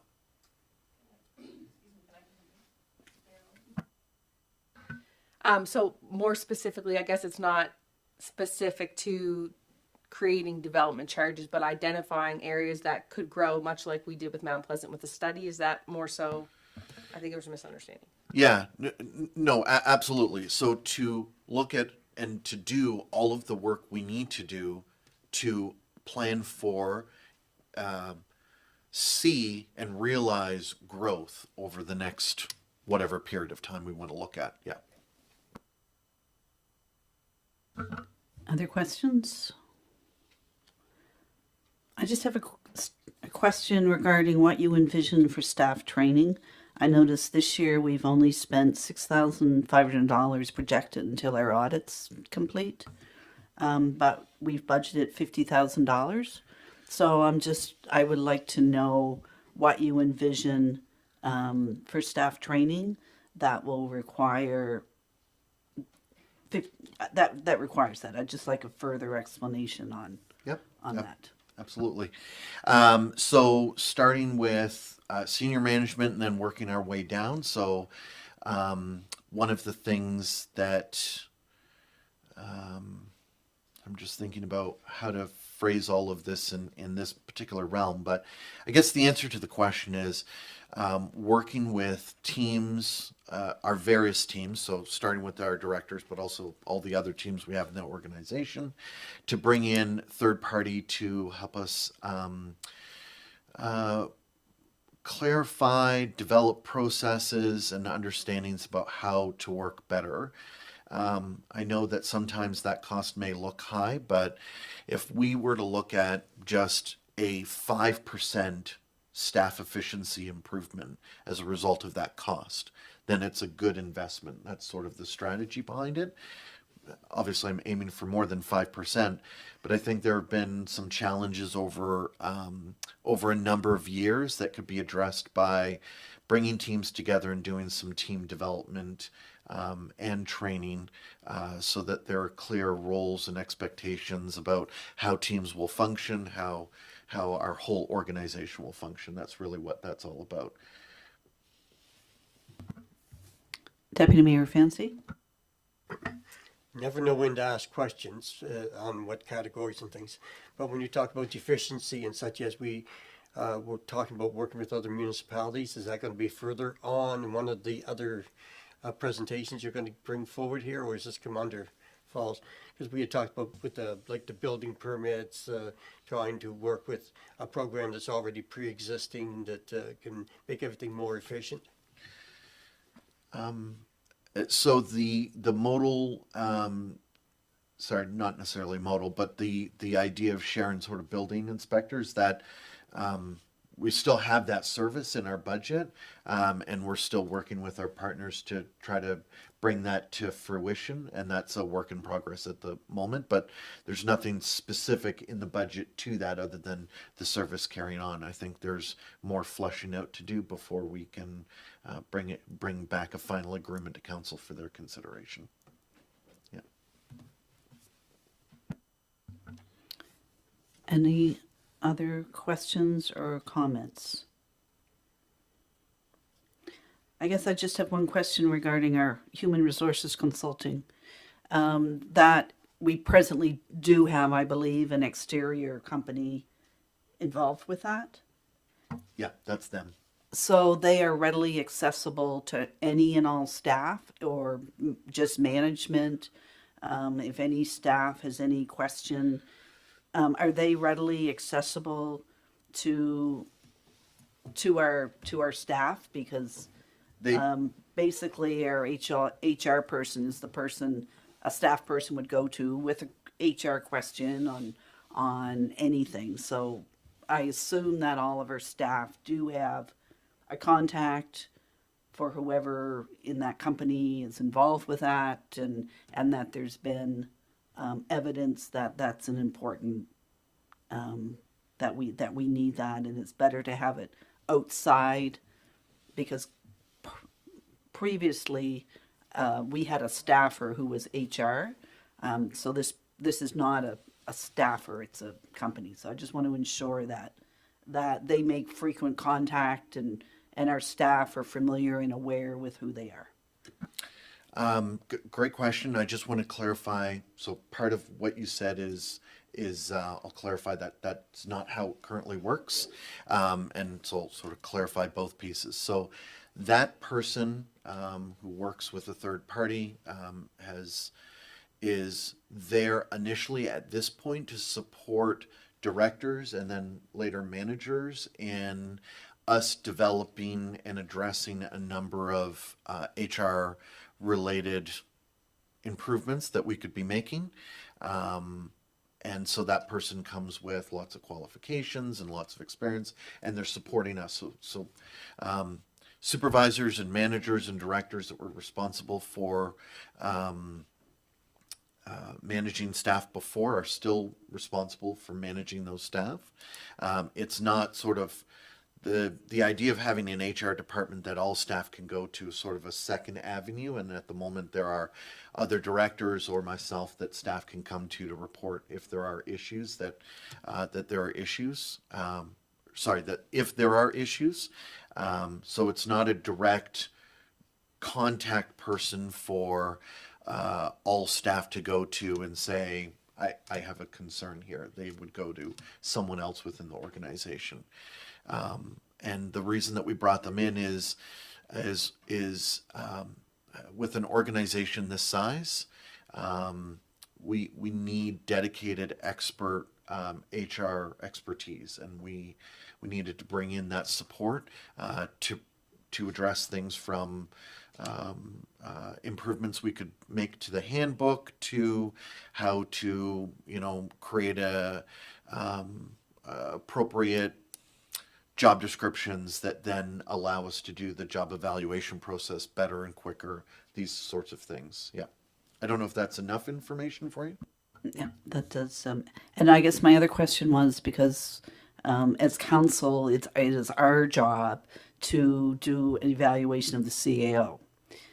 So therefore, would this HR resource consulting be the person that we would look for to help us with creating through CAMA or whatever a system? Because as we all know, it is the one role of council, and we have been weak in the past, and there are very good programs, and I will admit I have looked at them and read them, and they really require, I believe, someone to help make our way through them, especially the ones that come from the Canadian Association of Municipal. So would council be able to access these services of human resource consulting in order to start the initial preparation for CAO evaluation?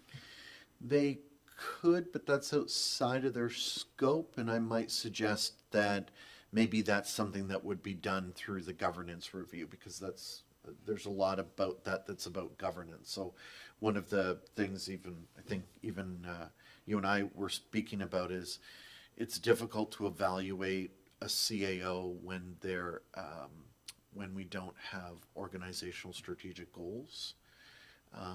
And so I think that does create a bit of a challenge, and the governance review I think would help with that. But if council needs some help in creating a framework to evaluate the CAO position, we can figure that out and make sure that council has those resources. It may not be this person, I don't know, I'd have to sort of speak with them, but yeah, I don't see that as an issue for sure. Any other questions with this? Councillor Charlton? Thank you. So just to go back, I'm a little bit confused. So The human resource consulting at this time is looking at things like job descriptions, which factor into the compensation review, because it was noted earlier about an additional 15,000 for the compensation review, and I thought that was dealing with job descriptions. So I'm just wondering if you could clarify those two things, please. Yes, great question. If you hang on 1 second, I'm just going to get a list while I'm bringing that up. So the 15,000 in the line that you were speaking about is to conduct the job evaluation process. In order to do a great job doing that, one of the many things that we should have in place is up-to-date and comprehensive job descriptions, which in some cases we don't have.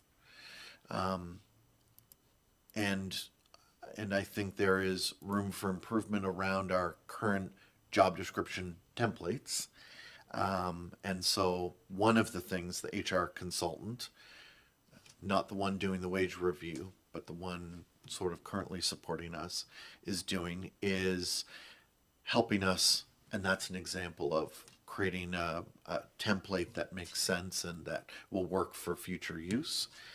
But if you hang on 1 second, I will give you a list of all the categories of things that the current HR consultant is doing for us. Just un momento.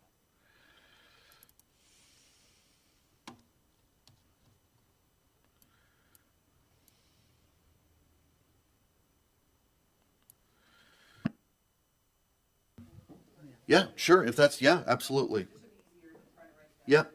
Just maybe 3 quick examples, if I may. An audit of our HR systems and practices, reviewing the handbook, reviewing the policies, support for on-call for the manager. So those are some examples, but I'll absolutely forward you a list of all the things that they do. Any other questions on general government expenditures before we move on to another expenditure category? Hearing none. Next category.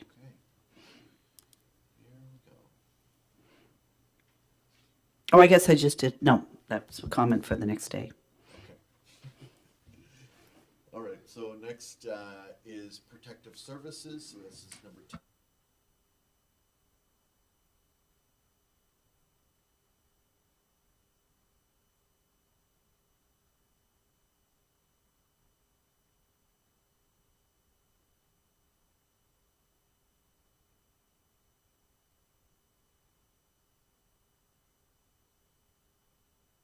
Oh, I don't even have my mic on. There we go. Okay.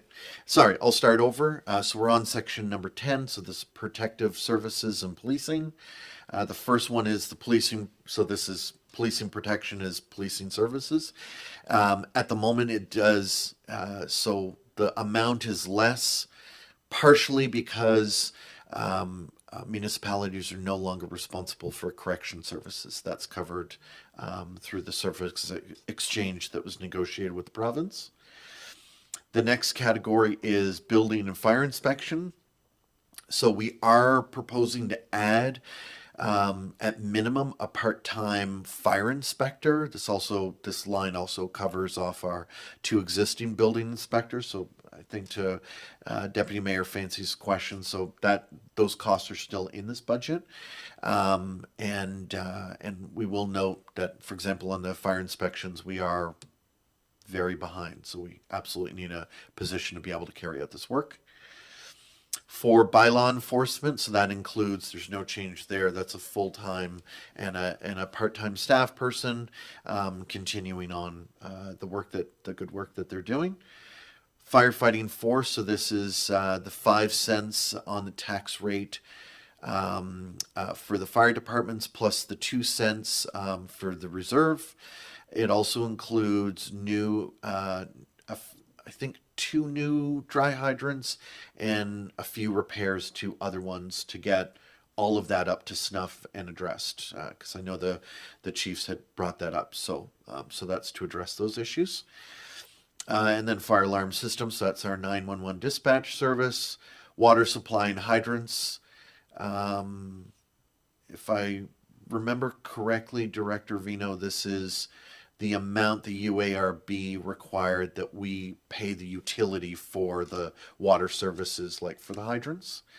And then fire station buildings, so that's the fire station in Liverpool. So we sort of occupy part of the back there. So that's fuel, utilities, and other, building maintenance, that sort of thing. And then emergency measures is our ground search and rescue and, costs related to the building there, EMO coordinators. So all of that costs is everything that's in there. No major changes, just costs. And I think there was, a question actually about the cost related to that building, the ground search and rescue building. Maybe Director Grant, what was the 13? I think it was 13,000 for the ground search and rescue building. Do you want to just quickly outline that for council? Yep. So through the asset management program, we undertook a building exercise assessment of each facility that we own and operate, and the ground search and rescue building had several identified deficiencies, such as inaccessible washrooms, lack of fire suppression in a cooking area, there's leaky weather stripping on a door, broken wellhead, just some maintenance issues that have gone overlooked for a few years, as well as the front facade needs to be updated, I guess, whether that's painted or replace the siding or whatever, to be determined, but just some building maintenance issues addressed. Thank you. And just to clarify, sorry, I misspoke. So there was the question, so there was under building maintenance for under emergency measures, so it went from 5 to 15, not adding 15. I just want to clarify. So Director Grant outlined sort of what that increase was about. So maybe that's a good, just maybe stop there and see if there are questions about the protective Questions services. on protective services. Councillor Charlton. Thank you. I had asked if we could be provided for the amount that the each fire department would receive this year versus last year, recognizing that it fluctuates off the amount per cent on the tax rate. So if we could be provided that information, recognizing that they plan to come to a presentation, that would be helpful. Yeah, and I believe when we spoke, I said it would be useful to have, because we spoke about that. And at the Chief Wolf, I believe, will be coming to speak, and it would be very important for us to have that information at that point in time. So thank you for noting that verbally again. So, and I believe he's coming to speak to us on The 16th, I believe. the 16th. Yeah. As a, So for we'll a make request. sure- So by, yeah. Yeah, to Councillor Charlton, we'll make sure you have that information before the 16th. And there other questions on protective services? Councillor Brown? Yeah, I just have a question about the dry hydrant maintenance. That it looks like we're down to about 5% of what we budgeted last year, and I know there are a number of dry hydrants across the area that are not working, that are non-functional. I'm kind of concerned that we've cut funding that much for maintenance on things that don't work.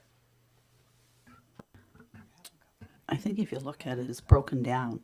Last year, all we had as a line item was dry hydrant maintenance, and it was 30,000. We didn't have the other two line items, upgrades and labor. So upgrades and labor were all included under maintenance. So this year, when you look at it, the total for dry, it actually is 36, 40, 51. It's about a $20,000 increase for dry hydrants. When you look at that now, it's 36, 15, and 16. So was all the labor, Director Grant, included in the 30,000 last year? I guess to Councillor Brown's question first. So overall, maintenance will not be cut back any. It's just a better or more true accounting practice that we're trying to attempt to undertake, recognizing expense where it's founded. So maintenance will not be any less at any dry hydrant this year than the years past. Most of the maintenance that we experience is due to labor costs internally. So Does that answer your question, Mayor Norman, as well? Just, thank you very much. A lot of times we ask these questions so that the information gets out for the public because they see a line item that's been seriously cut back and they have questions as well. So, thank you. And that's a very good reason to ask that question. Other questions from Protective Services? Deputy Mayor Fancy? If I remember correctly, I think we were, they were going to identify where different areas of where their protection came from each fire chief. So there's going to be signage and such. Is that all covered under? I know there was a lot of talk about that. Does anybody? Forgive me, Deputy Mayor. Sorry, forgive me. I don't recall that particular conversation. But I have been focused on the budget, so I might have forgotten, and I apologize if that's the case. But yeah, I'm not sure. If there were at a past fire services meeting, the fire chiefs did talk about the fact that in many other counties, when you drive down the road, you see a sign that says Sable River Fire District, and we do not have those signs here. So I believe, is that what you're referencing? I believe that for each fire department, they go from one spot to another, so it isn't always identified where they're protected from each fire department. And I think we were going to look at trying to put up signage to identify each section where they were. That's been talked about 3 or 4 times. Ms. Vino? I do remember, Deputy Mayor Fancy, that conversation had happened at one of the emergency services meeting that I attended. I think there was going to be discussion between the chiefs about resetting the districts. Specifically, I believe some of the chiefs from North Queens had concerns about the current boundaries, and that we were going to go and see and look at that problem first and resolve that. And then once that was done, then we were going to get the signage put in place. That's my recollection. And Councillor Gidney, you're on that committee, and I see you nodding. So Yeah, no, that's correct. Exactly. That's what's going on. There was some confusion on that. A couple of chiefs had concerns, so and that was going to be addressed, and it's a work in progress. Councillor Romero. I'm just wondering, under bylaw enforcement, unsightly premises, there's $1,000 in the budget. Just where we've had so many, is that amount sufficient? Ms. Fino can answer that, or Director McLeod. Are you referring to the fact that when the region has to hire contractors to do the work? Yes, but don't we do some of it as well? In what regard? Do we do any part of the cleanup, or what does this $1,000 include? Director McLeod. This is more miscellaneous funds for small things like cutting grass or things like that we're required to go in and do because we're not getting compliance. But generally, when we have a property that's dangerous or unsightly, and we have to go in and do the work, we have to incur those costs, but that becomes a lien on the property itself, and we recoup the funds through sales of property. So this is more a contingency for small items like hiring somebody to go out and put up a piece of plywood on an insecure door or window or something like that. So.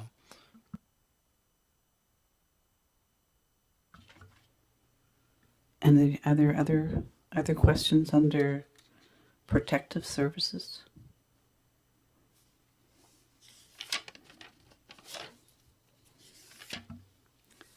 Next category. Okay. So transportation services. So just starting there. Yeah, so it says, sorry, in your budget package, it says common services hyphen administration. I just have administration here and then common service equipment operations. So the administration, so that's our general public works account. Equipment operations is all the mechanics and equipment services that we provide to our fleet and to our array of equipment. Small tools and equipment, so that's I think the increase there, and there were some questions about that. So increased need or identification of some additional safety equipment or updated safety equipment is required there. So that's why there's a bit of a bump there.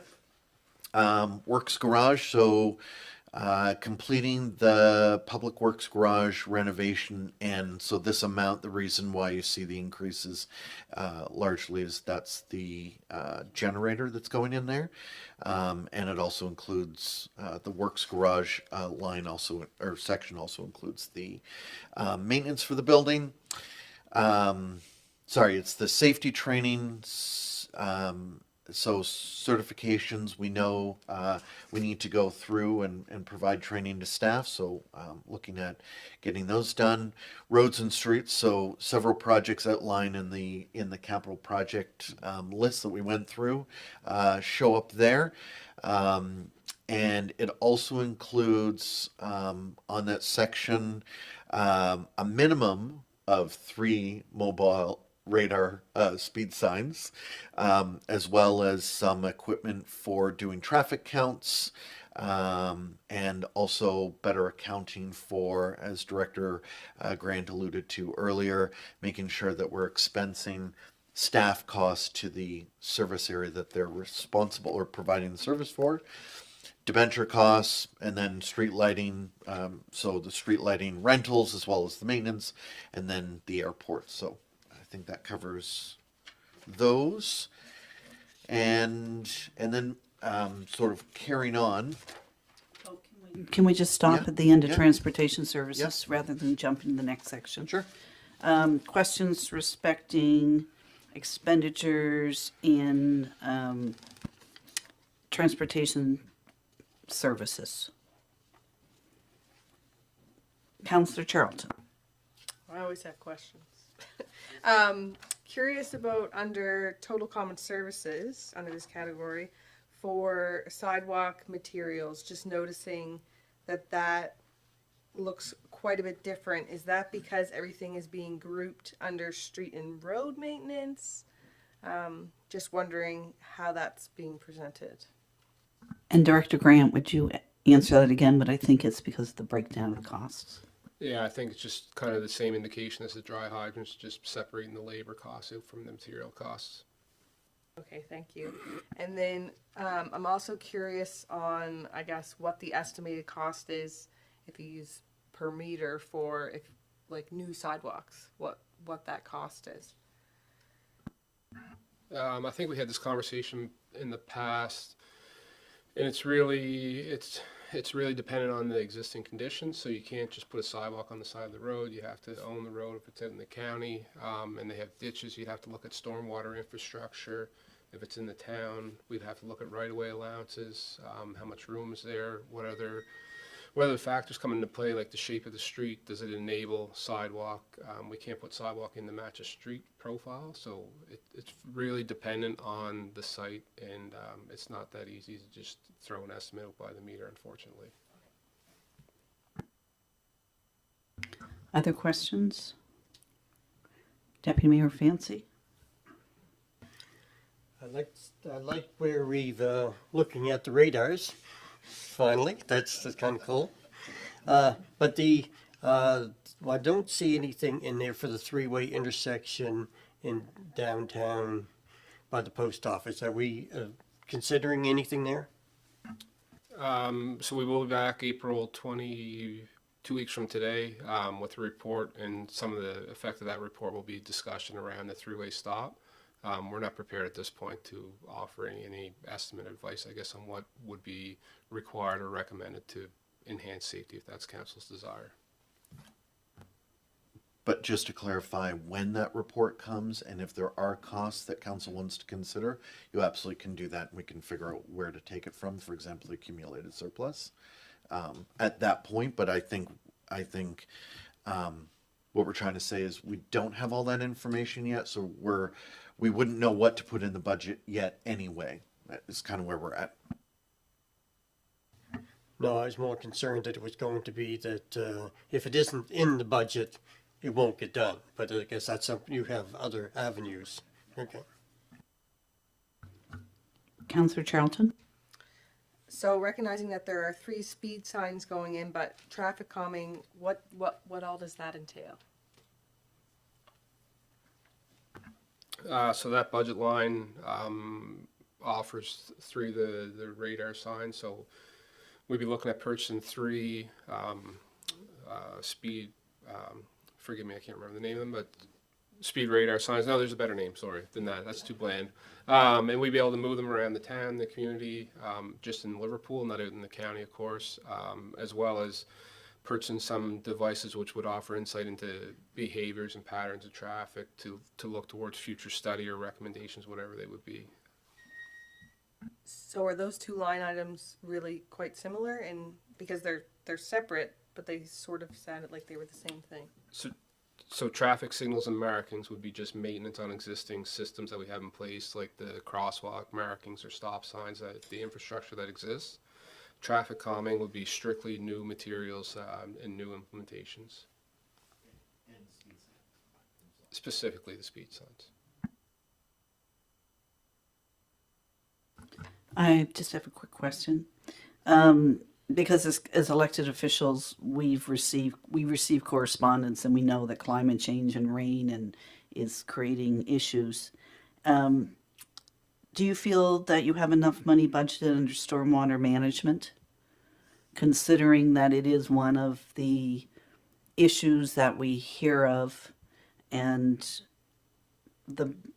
that's a big problem? It's great to see the Weir Lane on another line item, but for stormwater management, understanding that we've got a big project coming over there on lands that we pretty well are surrounded by us, and it's a lot of bare space over there. Do we have enough money in there for stormwater management, in your view? I'm not sure what land you're talking about, but with regards to maintenance of existing infrastructure, I think based on the information we have a adequate fund allocated towards maintenance. Yeah, I was thinking about the new manor build, and when you go by there, that's a lot of land vacant, and I'm just, that water has to run somewhere. And I guess that's a discussion for another day, but I just want to make sure that... Sure. Yeah. Just to touch on it quickly, so there is infrastructure currently in place and part of a separate project, but on the sidebar of that, it's law that they are required to and responsible to deal with their own stormwater generation on site. Thank you. That's kind of what I thought was how it was supposed to be. Any other questions on common services, transportation services, works garage? Great that you're finally getting that generator. Hope it gets there. And we really need that wall fixed. Yeah. Airport. I just like to make note that we spend, we're decreasing the monies that we're spending this year at that airport. And I always like to point out that the Region of Queens owns many buildings and facilities.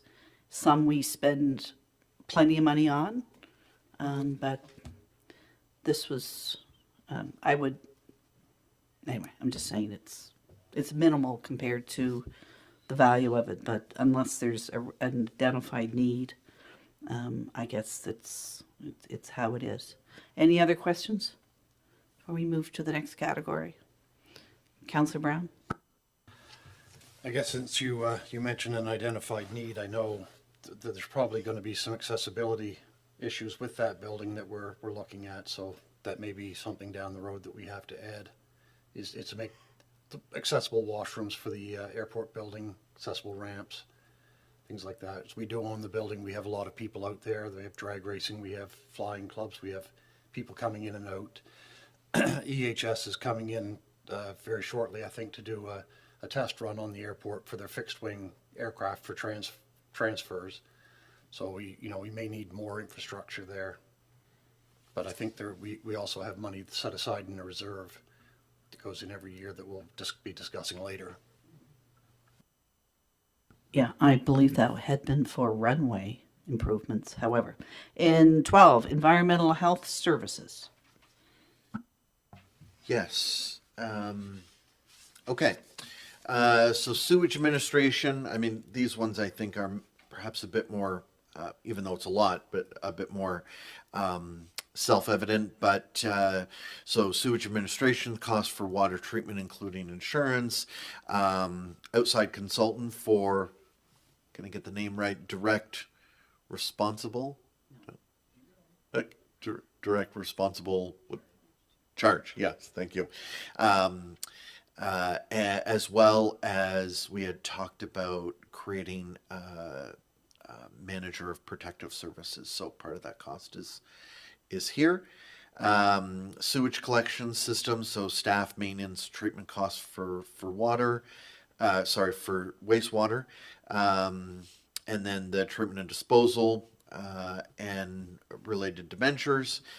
Administration, down in that category, is the solid waste collection disposal. So that also includes part of the manager cost for environmental services, as well as a site supervisor specific to the landfill site. Forget exactly how we broke up the wages, but those two positions are sort of throughout the section. And the landfill staffing operations includes partial costs for the supervisor, as I mentioned, debentures, and then recycling. So other than staff positions, it's carrying on operations, making some improvements, but really short on supervision in this area. Questions, comments? The consulting services, that's for the sewers, that's for a study to look at sewer rates. Under sewer administration, it says consulting services. No, at the moment we do not have the qualifications from a staffing level to be responsible to manage our water and wastewater. And we need someone that meets those qualifications to be ultimately responsible. So we've hired a third party to do that while we try to increase training and hire staff. Wouldn't that be under our water utility rather than under sewer administration? So it's the sewer administration that we're not, Director Grant? So it's in both places, water and wastewater. And I guess my other comment was understanding the difficulty that we've experienced as a council with gray boxes. And I look and I understand it's broken down into maintenance and maintenance labor. This year so far, we've spent, 23, 24, we've spent a projected amount of $50,000. However, in the upcoming budget, we're only budgeting a little less than $7,000 more. I know staff are looking at ways to fix this problem, but again, is less than $7,000 increase in what we've done this year going to be enough budgeted? Because I do not see any contingency in this section that could cover up any overruns. I mean, I see contingencies in others. I just get really concerned about the amount of people out there, what they pay for taxes, and what they have to live with. And, I'd like to see as much money as required to fix that problem. I think where we're at right now is we're still working on developing those answers, and when we bring them back, we'll have council will have, for lack of a better word, a bit of a shopping list of here are our options and here are the related costs, and we can, from reserves or accumulated surplus, those sorts of things. But I'm apprehensive to put a number in the budget of which I wouldn't know what it was for until we know clearly what options we're suggesting would be effective to council. And I mean, we're looking at everything from increased collection to different methods of enforcement to all sorts of different things. And I think I mean, you can certainly add council can change whatever they want in the budget. I just don't know exactly what that would be for at the moment. It's just been a problem, and if the next council is going to be able to fix that, they're going to need money to fix that with. And, you know, it's difficult for councils when suddenly they have to keep adding stuff to an approved budget and the money just keeps coming out of reserves. But welcome, Councillor Muse. And for your information, we are on the expenditure page. We've gone over capital. We're on the expenditure, and we're ready to move on to 13 public health and wellness services, and then we'll do revenue. And I know that CAO Jodry would gladly meet and catch you up on what you've aired. Any other questions under what you've missed? Any other questions on environmental health services? Councillor Charlton. So just to clarify, under the consulting services, that was for the person that we hired previously in the summer who's continuing that role because we can't fill it? Okay, thank you. Councillor Brown.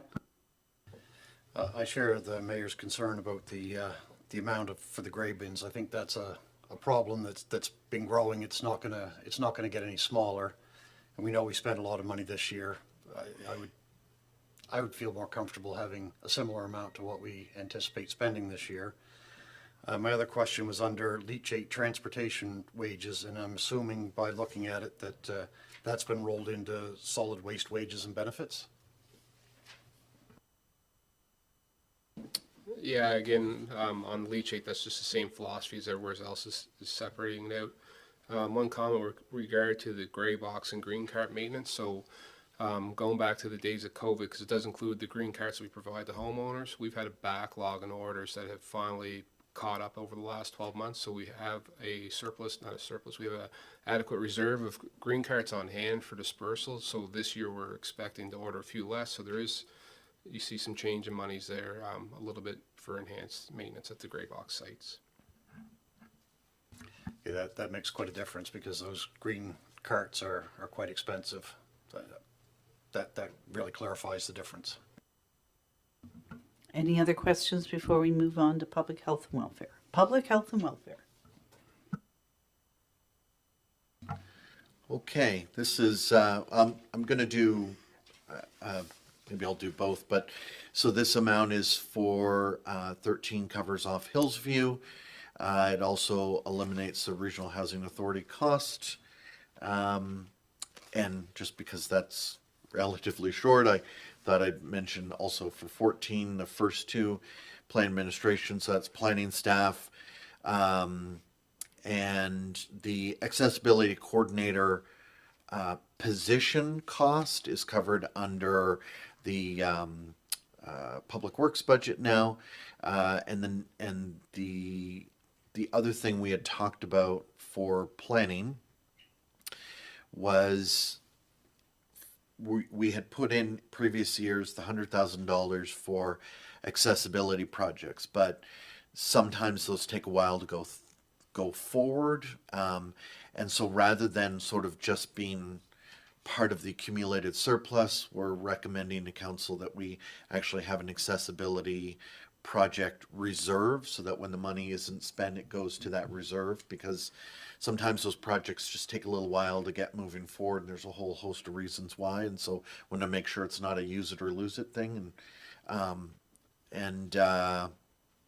then also for planning administration, so this also includes all of our planning staff. Sorry, I need some help remembering what the two positions are. Mike? We currently have vacancies for a second development officer as well as a planning and development technician. Thank you. Yeah. And maybe we'll take questions there before I get on to economic development. So questions on the first part of environment development services, planning under administration, planning under other. Councillor Charlton? I'm just wondering what is the status on permit tracking? We've been putting money in a reserve for that. I'm just wondering if that's anticipated to be rolled out in the near future, what we could expect for that. Sure. So the permit tracking is a, I guess, a budgetary item that we've had on the last 3 years, where council has put away $40,000 each of the last couple of years. That was to implement our own permit tracking software for building and planning services. I guess we're looking at, with the potential of shared building inspection services, which incorporates permit tracking software as part of that process, that this money would essentially be utilized if and when we get down that road. So we've got the reserve for that shared services project.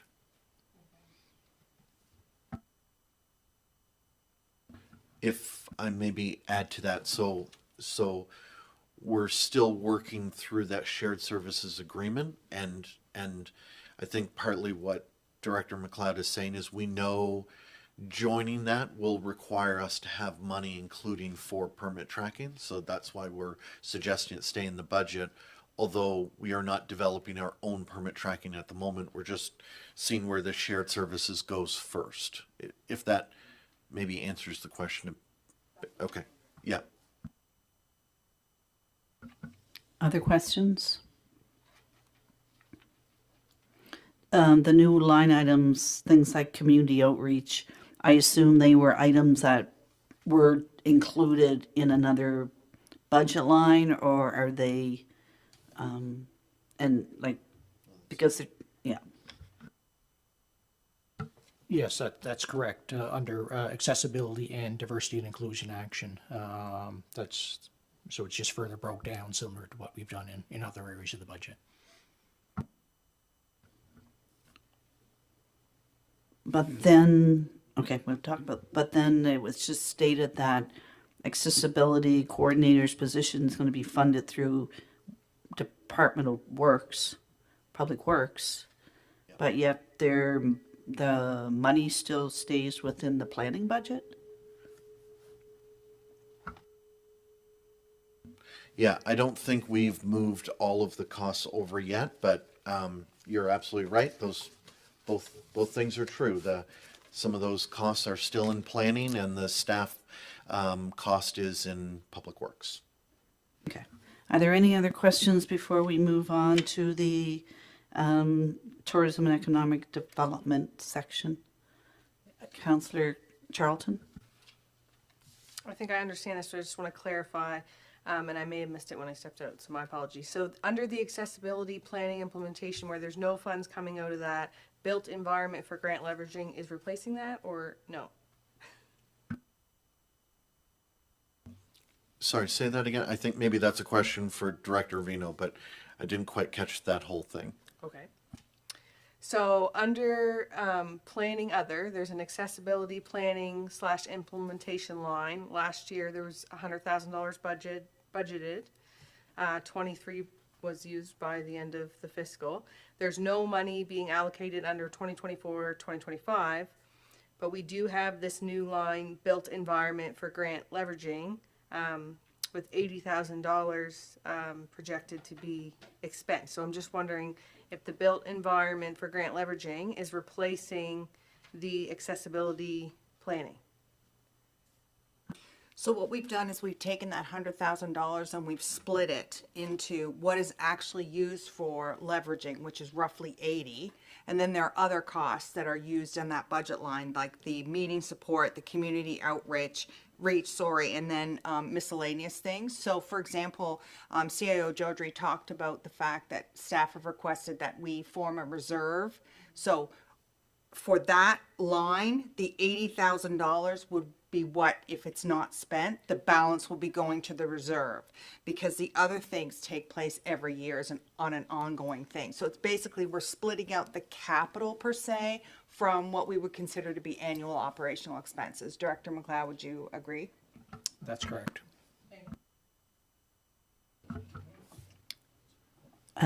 Any other questions before we move on to Environment Development Services? And before we move on there, it's 11:36, and do you just want to continue through, and then we will break and then come back later for the in-camp? We'll just work through till noontime, or do you want to work through until we're finished this and then break? Finish this section and then break and then come back for the in-camera items? Finish the operational part. Everyone in agreement with that? That works all right? Okay. Next section, please. Okie dokie. So, and as I mentioned in the executive summary, so although in the budget it's labeled tourism and economic development, for tradition, looking at sort of changing that to be community, and obviously community economic development. So there were a number of items here sort of broken out in detail, so just wanted to provide any clarity council may need. So we are not materially, we're looking at removing the number of staff positions in that department is not being proposed to change. And then for brochures, so that's the visitor guide, holiday wish book, and a new outdoor guide map. Port Medway maintenance, interpretive panels, and walking tour app. Website development, so tourism website, improvements there, along with remote visitor information system. And then what do we have here? Signage and development. Signage development, so that's updating and replacing some tourism and community signs. Promotions, advertising is marketing campaigns, digital library, and saltscapes. Christmas lighting wreaths, so that's lights for Liverpool and Caledonia, plus trees and other related supplies. VIC maintenance, fairly self-explanatory. Fort Point Lighthouse Park, so that's utilities, insurance, and maintenance. And then obviously the larger portion of this budget is related to the Liverpool Business Development Center, so that's the HVAC project is a large part of that cost. VIC operations, so that's the visitor information, so that's all the staff. Regional beautification, so $25,000 for the facade program, as well as hanging baskets, supplies, maintenance, labor related to all of that. Branding, wayfinding, so that's our wayfinding markers in Greenfield and Caledonia, as well as the public slip access point signage. Event strategy implementation is the events across the region, including the Lights Festival and Canada Day. Caledonia Corner Park, so that's sort of the last portion of our commitment on that. So you'll see we spent 20, but there was sort of 30 left, so that's the remainder there. And then economic development data and profile, so that's developing sector strategies and economic data sets so we can have investment profiles and help develop economic development strategy, which is on the next line under community economic diversification, community economic development diversification. So that's to include costs related to developing an economic development strategy, as well as running workshops and traction efforts. And I'm not sure if there are questions for that one.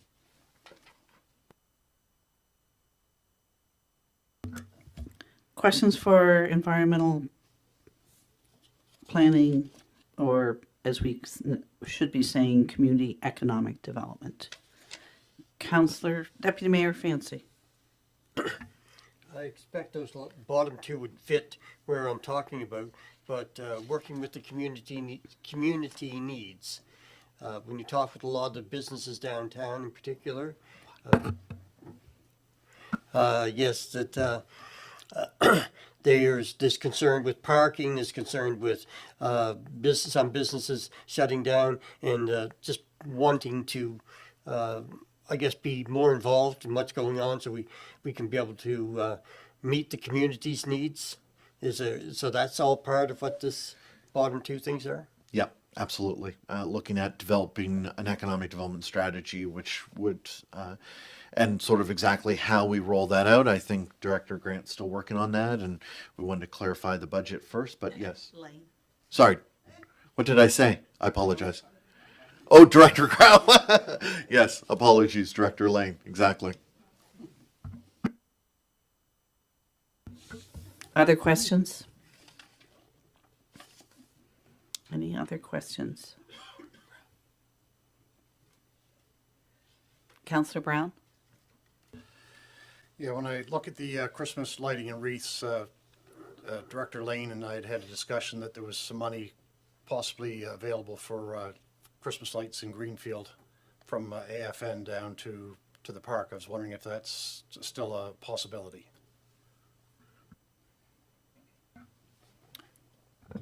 Yes, that's a possibility. Any other questions respecting this?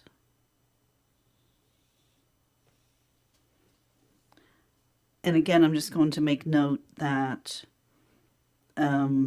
while Deputy Mayor Fancy spoke about the Liverpool business people,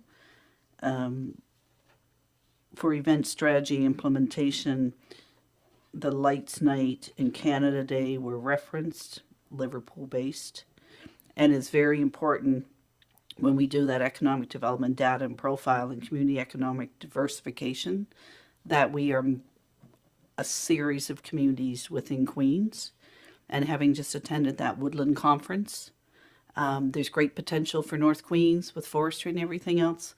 So even though it was only referenced Liverpool, that economic development, this money will be spent throughout Queens County and balanced evenly throughout Queens County, because we have many businesses in the north and many industries that are needing help. So while the word Liverpool was said a lot, I just want the viewers to know that this is Queens County. Is there any other questions? Recreation and cultural services. Okay, thank you. So the first part of, there's two different sections here. So the first part had the swimming pool and beaches. So swimming pool operations and maintenance, including staff and lifeguard costs. It also includes, we also have the liner for the Milton pool, right? Yep, that's in here. Playgrounds, parks and playgrounds includes the ground crew maintenance. Queen's Place community facility, so all of the Queen's Place operations and maintenance, plus our debentures. So I'm not sure, Mayor, if you want to stop there or move on to the museums, library, those other sections.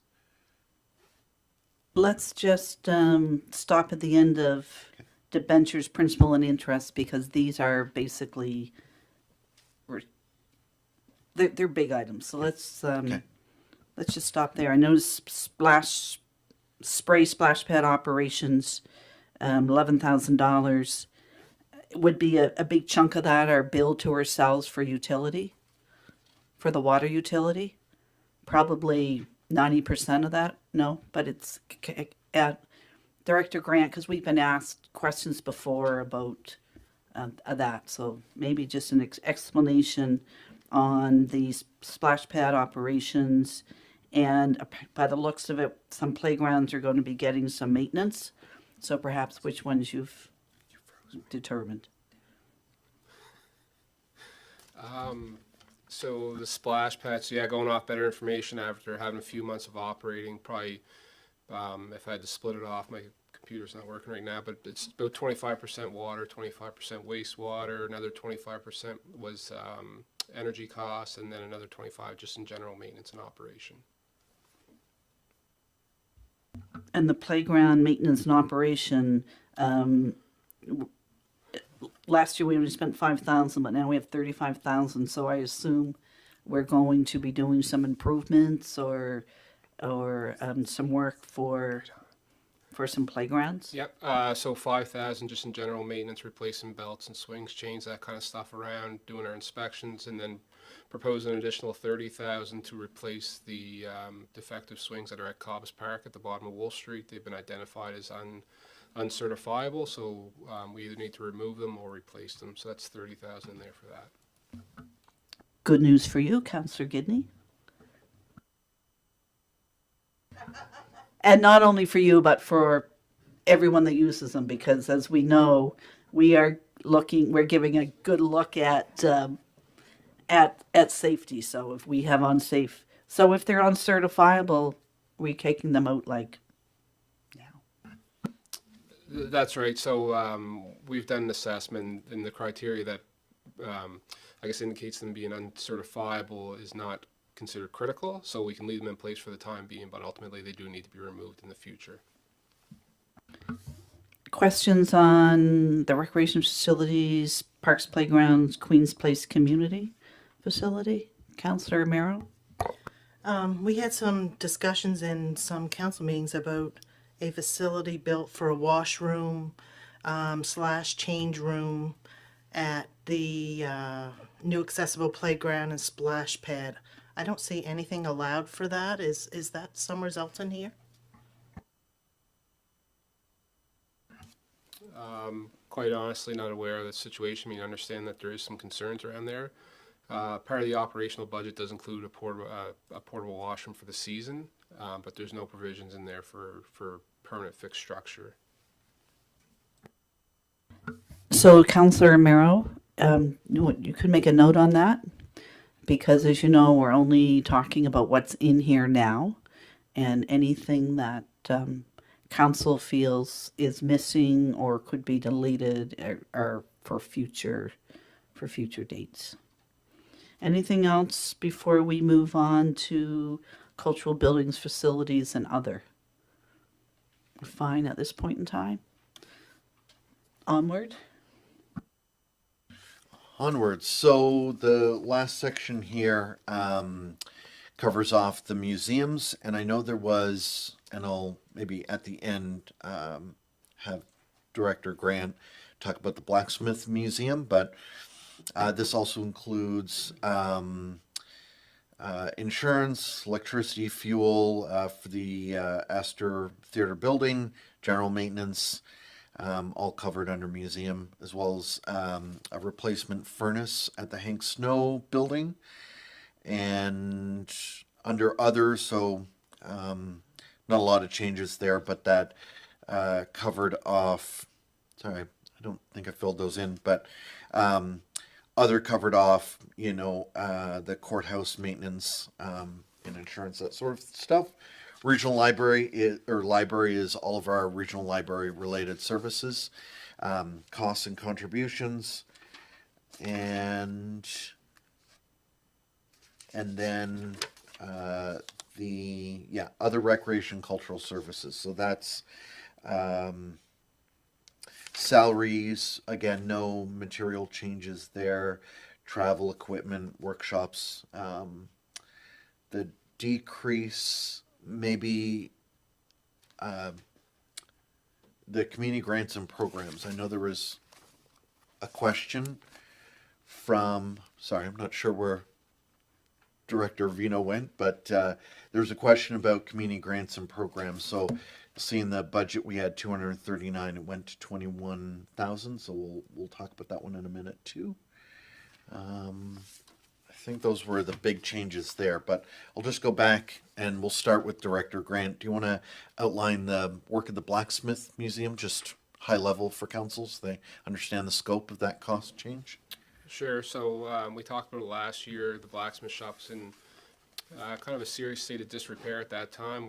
We put in some mitigation, process in place to allow them to open last year. This year, we're looking to go back and actually do the underpinning of the foundation that's required, as well as address some concerns with the roof structure and some other kind of building surround. So there's about 25,000 for the foundation, another 25 to address the other deficient items for that facility. And Director Vino, community grants and programs, last year we had budgeted $239,500, and this year we're showing $21,500. If you would just like to explain that difference, please. Last year during the budget process, we added $203,000 in support for Quench, the Queen's Community Housing, and that's the line that it's on, and we don't have anything budgeted for this year. Thank you very much. Question? Councillor Muse. So the Blacksmith Museum, isn't there grants out there to help with that, or we haven't looked at any grants? No, I have not had the opportunity to look for any grants, no. Other questions? Councillor Gidney and then Councillor Charlton. Will the Blacksmith Museum be able to be open this year? Yes, that's our intention, is to probably do the work later on in the season for those folks and allow them to open up for the summer like they normally would. My question would be to Director McLeod. In previous Heritage Advisory meetings, it was discussed about possibly a heritage master plan, and for the potential for some work to be done on panels in the burial ground. So I'm just wondering if that's something that can't be included in this upcoming budget, or if it was a timing issue. I'm trying to go back and find our minutes, but I can't get them in my email. I guess as far as the old burial ground and I guess the panels, I guess council gave direction to further investigate, I guess, the content of some of those panels. I guess it's yet to be determined if it will be the will of council, based on what we find, to actually replace that or one or more of those panels. So I think for the sake of this year's budget, I think we can safely do preliminary work, and I guess if council deems it necessary to replace some of those, we can look at that in next year's budget. Now, as far as the master plan, a heritage master plan, I think that's something that was discussed at a previous Heritage Advisory Committee meeting. Right now, we don't have any, I guess, formal plan as direction of heritage within our communities. And I guess to this date, we haven't incorporated anything within that to further pursue. I know it was discussed that whether that would be something that would be started under this council, or whether that's something that would be come in the direction of the new council this fall. But yes, we did have those conversations. Other questions, comments? Councillor Brown? Yeah, I'm happy to see the funding in there for the Milton Blacksmith Shop, because there's been a lot of speculation on social media that we're allowing that building to deteriorate so that we can sell it for housing on the other side of the falls. And I'm glad to see that this will go in there and maybe put those rumors to rest. Councillor Romero? The Town Hall Astor general maintenance, is that for the back to be replaced? No? No, so the items that will be included in that is some gutter and downspout work, canopy over the new accessible door on that back entrance to hopefully reduce some of the strain suffering that we're having in that part of the building, as well as some sprinkler work, and then work on the front facade of the building that's suffering from failure of the siding, the clapboard. Just to make a comment, that I'm happy to see that we will be purchasing a furnace for the Hank Snow Museum. It's a building that we own, and for probably 30 years or more, they have been responsible for every maintenance bill on that building. They put a new roof on, they paint it, they look after it, and it's a building we own. unlike some other buildings that we own, that we totally look after. So I am glad to see that we're doing a furnace. Is that enough? And will we be leading the work on that? Or are we going to make the volunteers lead that work? Will we lead the work?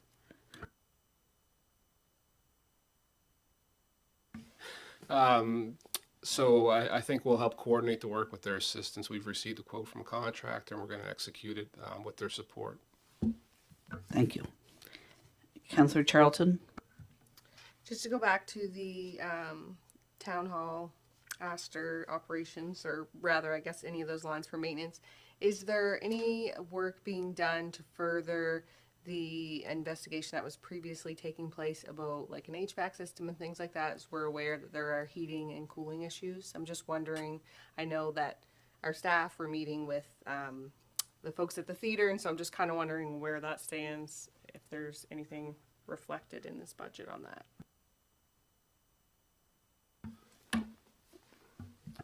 I'll maybe take that one. Last I understood, Astor Theatre Organization had applied for a grant, and I don't think we've received an official response back from them about the success or not of that grant. And I wasn't sure if that was known to all. So no, there is not any money in this budget as it's currently proposed for that work. Are there any other questions or comments?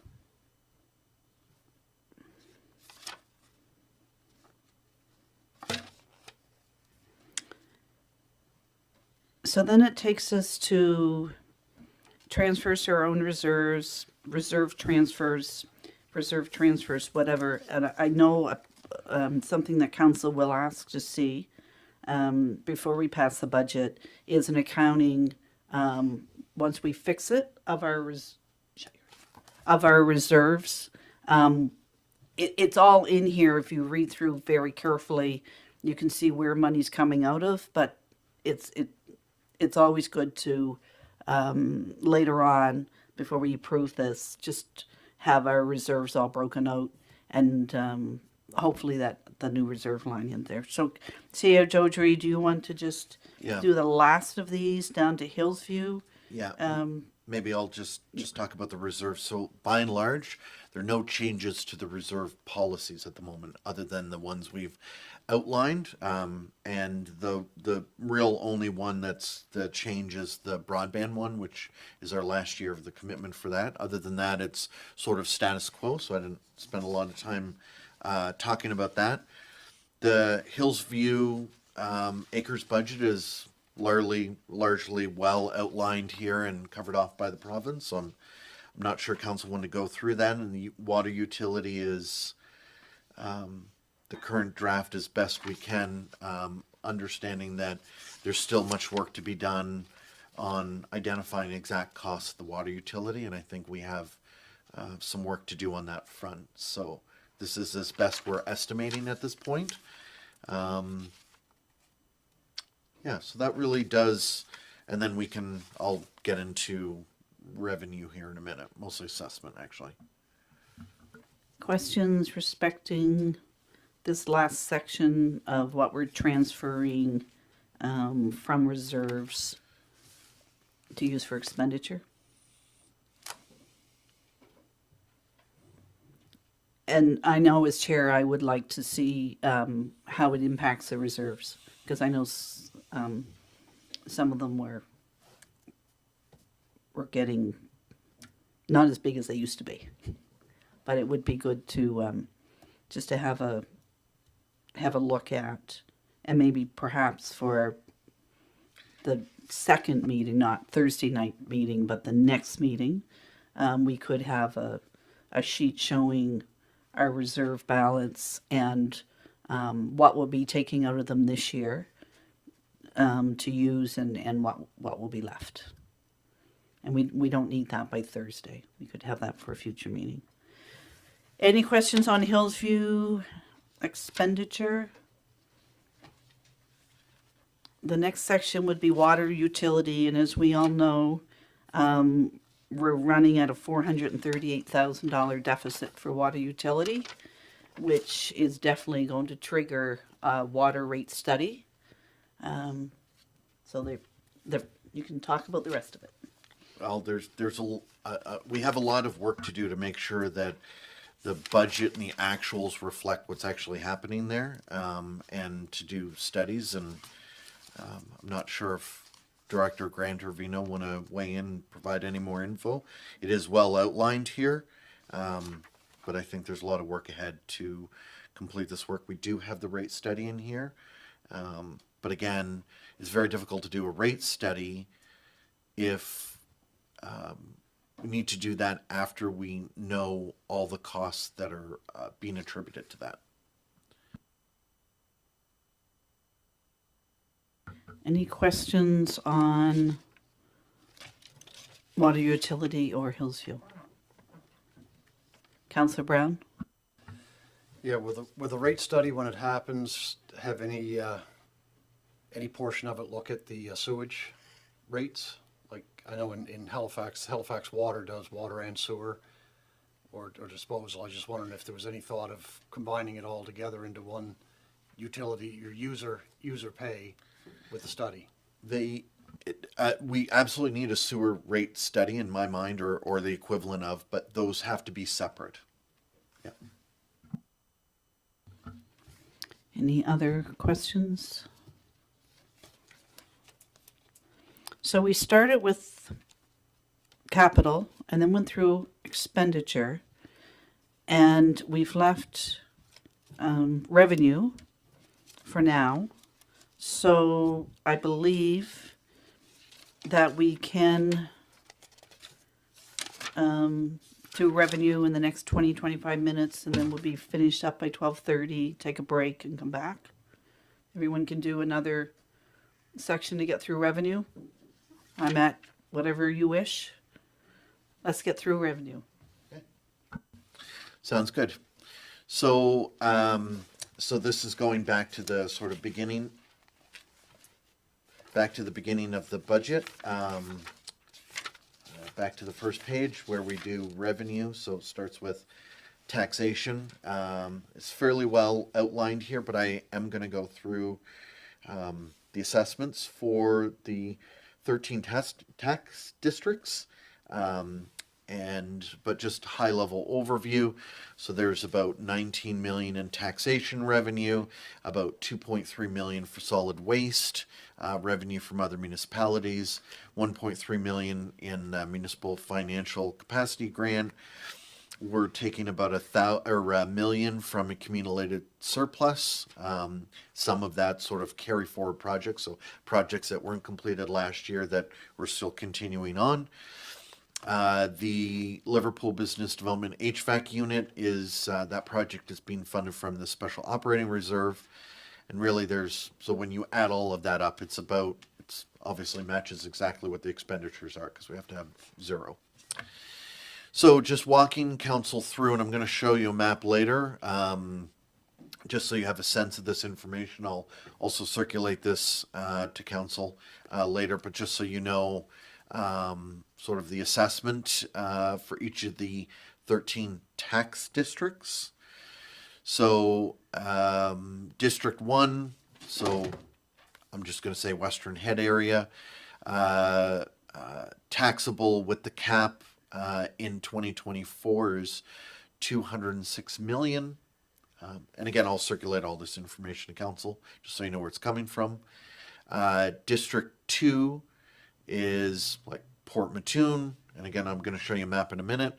148 million, almost 149 million with the assessment cap. So again, each of these are broken down: residential, commercial, resource.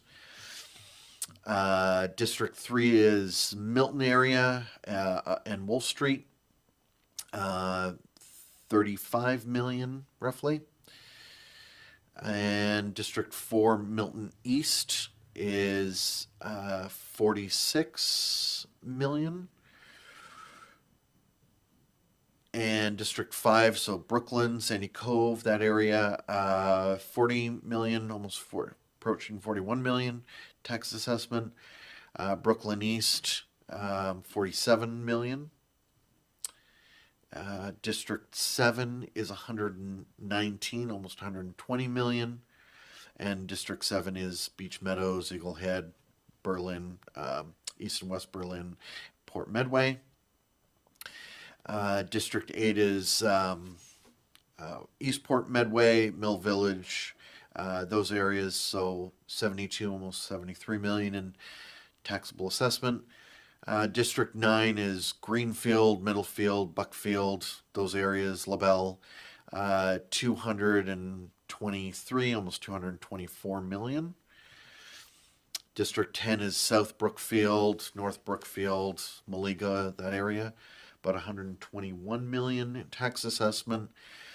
District 11 is Caledonia, down to Hibernia, 35 million.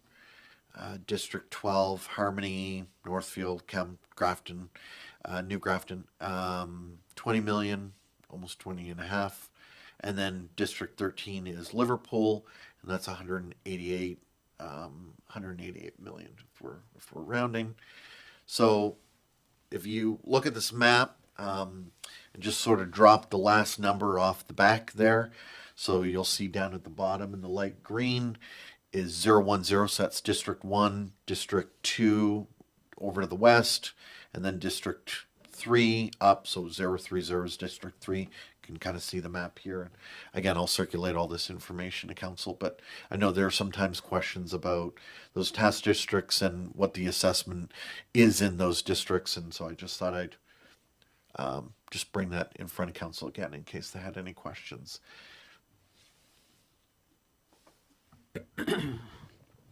So we'll look forward to receiving that perhaps as soon as you can. Yep.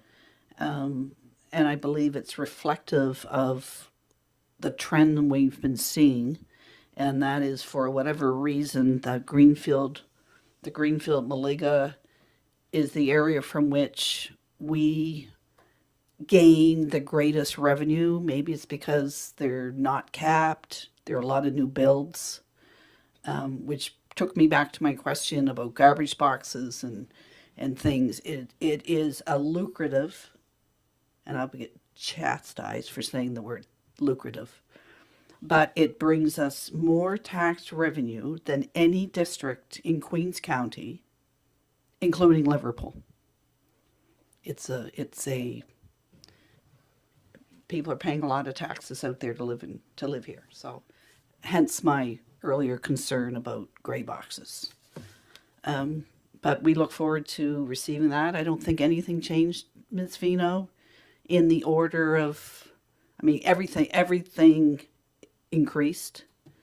I know other years you would provide us with, and maybe it came from PVSC or perhaps you created it on your own, you actually would have a breakdown of how much of it was new build and how whatever. And I understand we're sort of caught in crunch time, but it was always interesting to see where the lift came from. If it just came straight off of the increase in, the amount the cap could increase, or how much of it was actually new build, because that's really important for our economic development department when we see those new builds coming, especially in commercial. And I know you two work together. So any other comments respecting the breakout of assessment districts?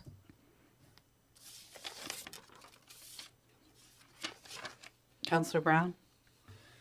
Yeah, I'd also like to just, maybe not an in-depth listing of like the mayor mentioned, but just the amount of lift for each district, just so we can see what areas are growing. It's on each of the slides. No, he means from where? Like from last year, or no, I think more I'm looking at the growth year over year to see, so we can look maybe at the trend to see what areas are growing faster, so that when we look at plans and look at projects to approve, we're not trying to force development in an area that's not growing, or we can start looking at areas that are growing to see if we can develop things. That's just my request. And no, it's an interest question, so it's not it's not crucial to this. It's just, you know, one of those interest things. Because I do recall that one year you had such an interesting slide, and it actually showed, you know, this much was because of new development. And this, anyway, it was, but that's an interest, and I do not want to task you with any additional work at this time. Just sometime before October. Any other questions? I think we've gone through all of the revenue, and it detailed where monies, as we see it, it lists like Hillsview deficit transfers going from reserves, and as we know, money from reserves has to go in here, and then it gets spent on the expenditures. So we actually know how much is going on. So if there's no other, the one thing you didn't explain, perhaps, which we should to the public, because it's a new line item, is the vacancy allowance. Explanation in revenue. I think we may be asked about that, and even though we should know what it is, I think you should explain that vacancy allowance again, even though it was sort of mentioned in the expenditure. But if you would once again explain the vacancy allowance.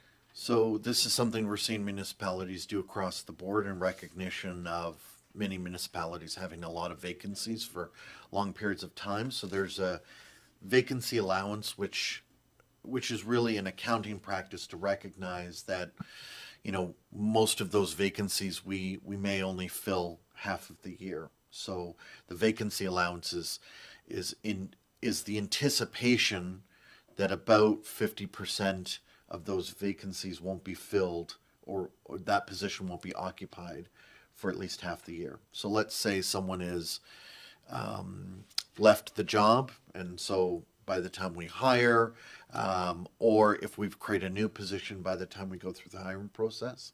So all those things take time, recognizing that if you budget a position for the full year, which in the expenses, that's what's the case, we recognize that we may not realize all of those actual costs, and that a lot of our surplus comes from vacancies. So the vacancy allowance is taking that in consideration, sort of accounting it, putting it back into the revenue. I don't know if that makes sense, but that's basically what it's for. Councillor Brown. Yeah, this came up in audit and internal control, and one of the things that we had concerns with was that budgeting for the full amount of wages for jobs that we know we're not going to fill creates a systemic surplus. So it was a way to create that, or fix that problem, alleviate it, so that we have a more realistic budget, which is the goal of everybody. And on that note, I'd just like to say thank you to all the staff who prepared this budget. It's a huge job. It changes every year, and some of the numbers look like they took wild swings this year, but it was because they were put in more appropriate places that make more sense. So every year going forward, our budget makes more sense and easier to follow. And I'd like to thank you all for the work you put in. And I think every member of council echoes that, and we also know how much work you still have ahead of you. So, and on that note, unless there's any other questions, I'm going to call for a recess. It is 10 after 12. How much time do people need? 1:15? An hour, 5 minutes? We resume at 1:15. So we will resume, Councillor Brown? No, not to recess. We'll resume, we'll recess and resume at 1:15. It's 1:15, we're resuming our council meeting. I need a motion to move in camera. Moved by Councillor Brown, seconded by Councillor Hawks. All those in favor? Unanimous. We will move in camera. We are back in our public council session, and we have two motions coming out of in camera. Councillor Romero, would you please make the first motion? I move the Council of Region of Queens Municipality authorize the mayor and CAO to execute a lease agreement with the Queens County Historical Society for the operation and maintenance of Fort Point Lighthouse. And that is seconded by Councillor Hawks.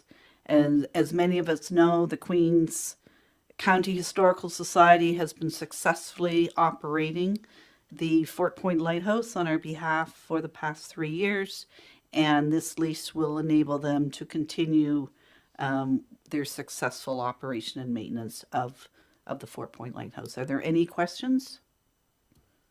If not, I'll ask for the question. All those in favor? Contrary? Unanimous. Move that the Council of Region of Queens Municipality authorize the mayor and CAO to execute a lease agreement with the Liverpool Tennis and Pickleball Club. And that is seconded by Deputy Mayor Fancy. And as we all know, the court part of the Liverpool Tennis Club is owned by the Region of Queens Municipality. The clubhouse is not owned by us, and this lease is representative of their past leases and is acceptable to the members. So, any other further questions or comments? If not, I'll ask for the question. All those in favor? Contrary? Unanimous. And on that note, I adjourn the meeting.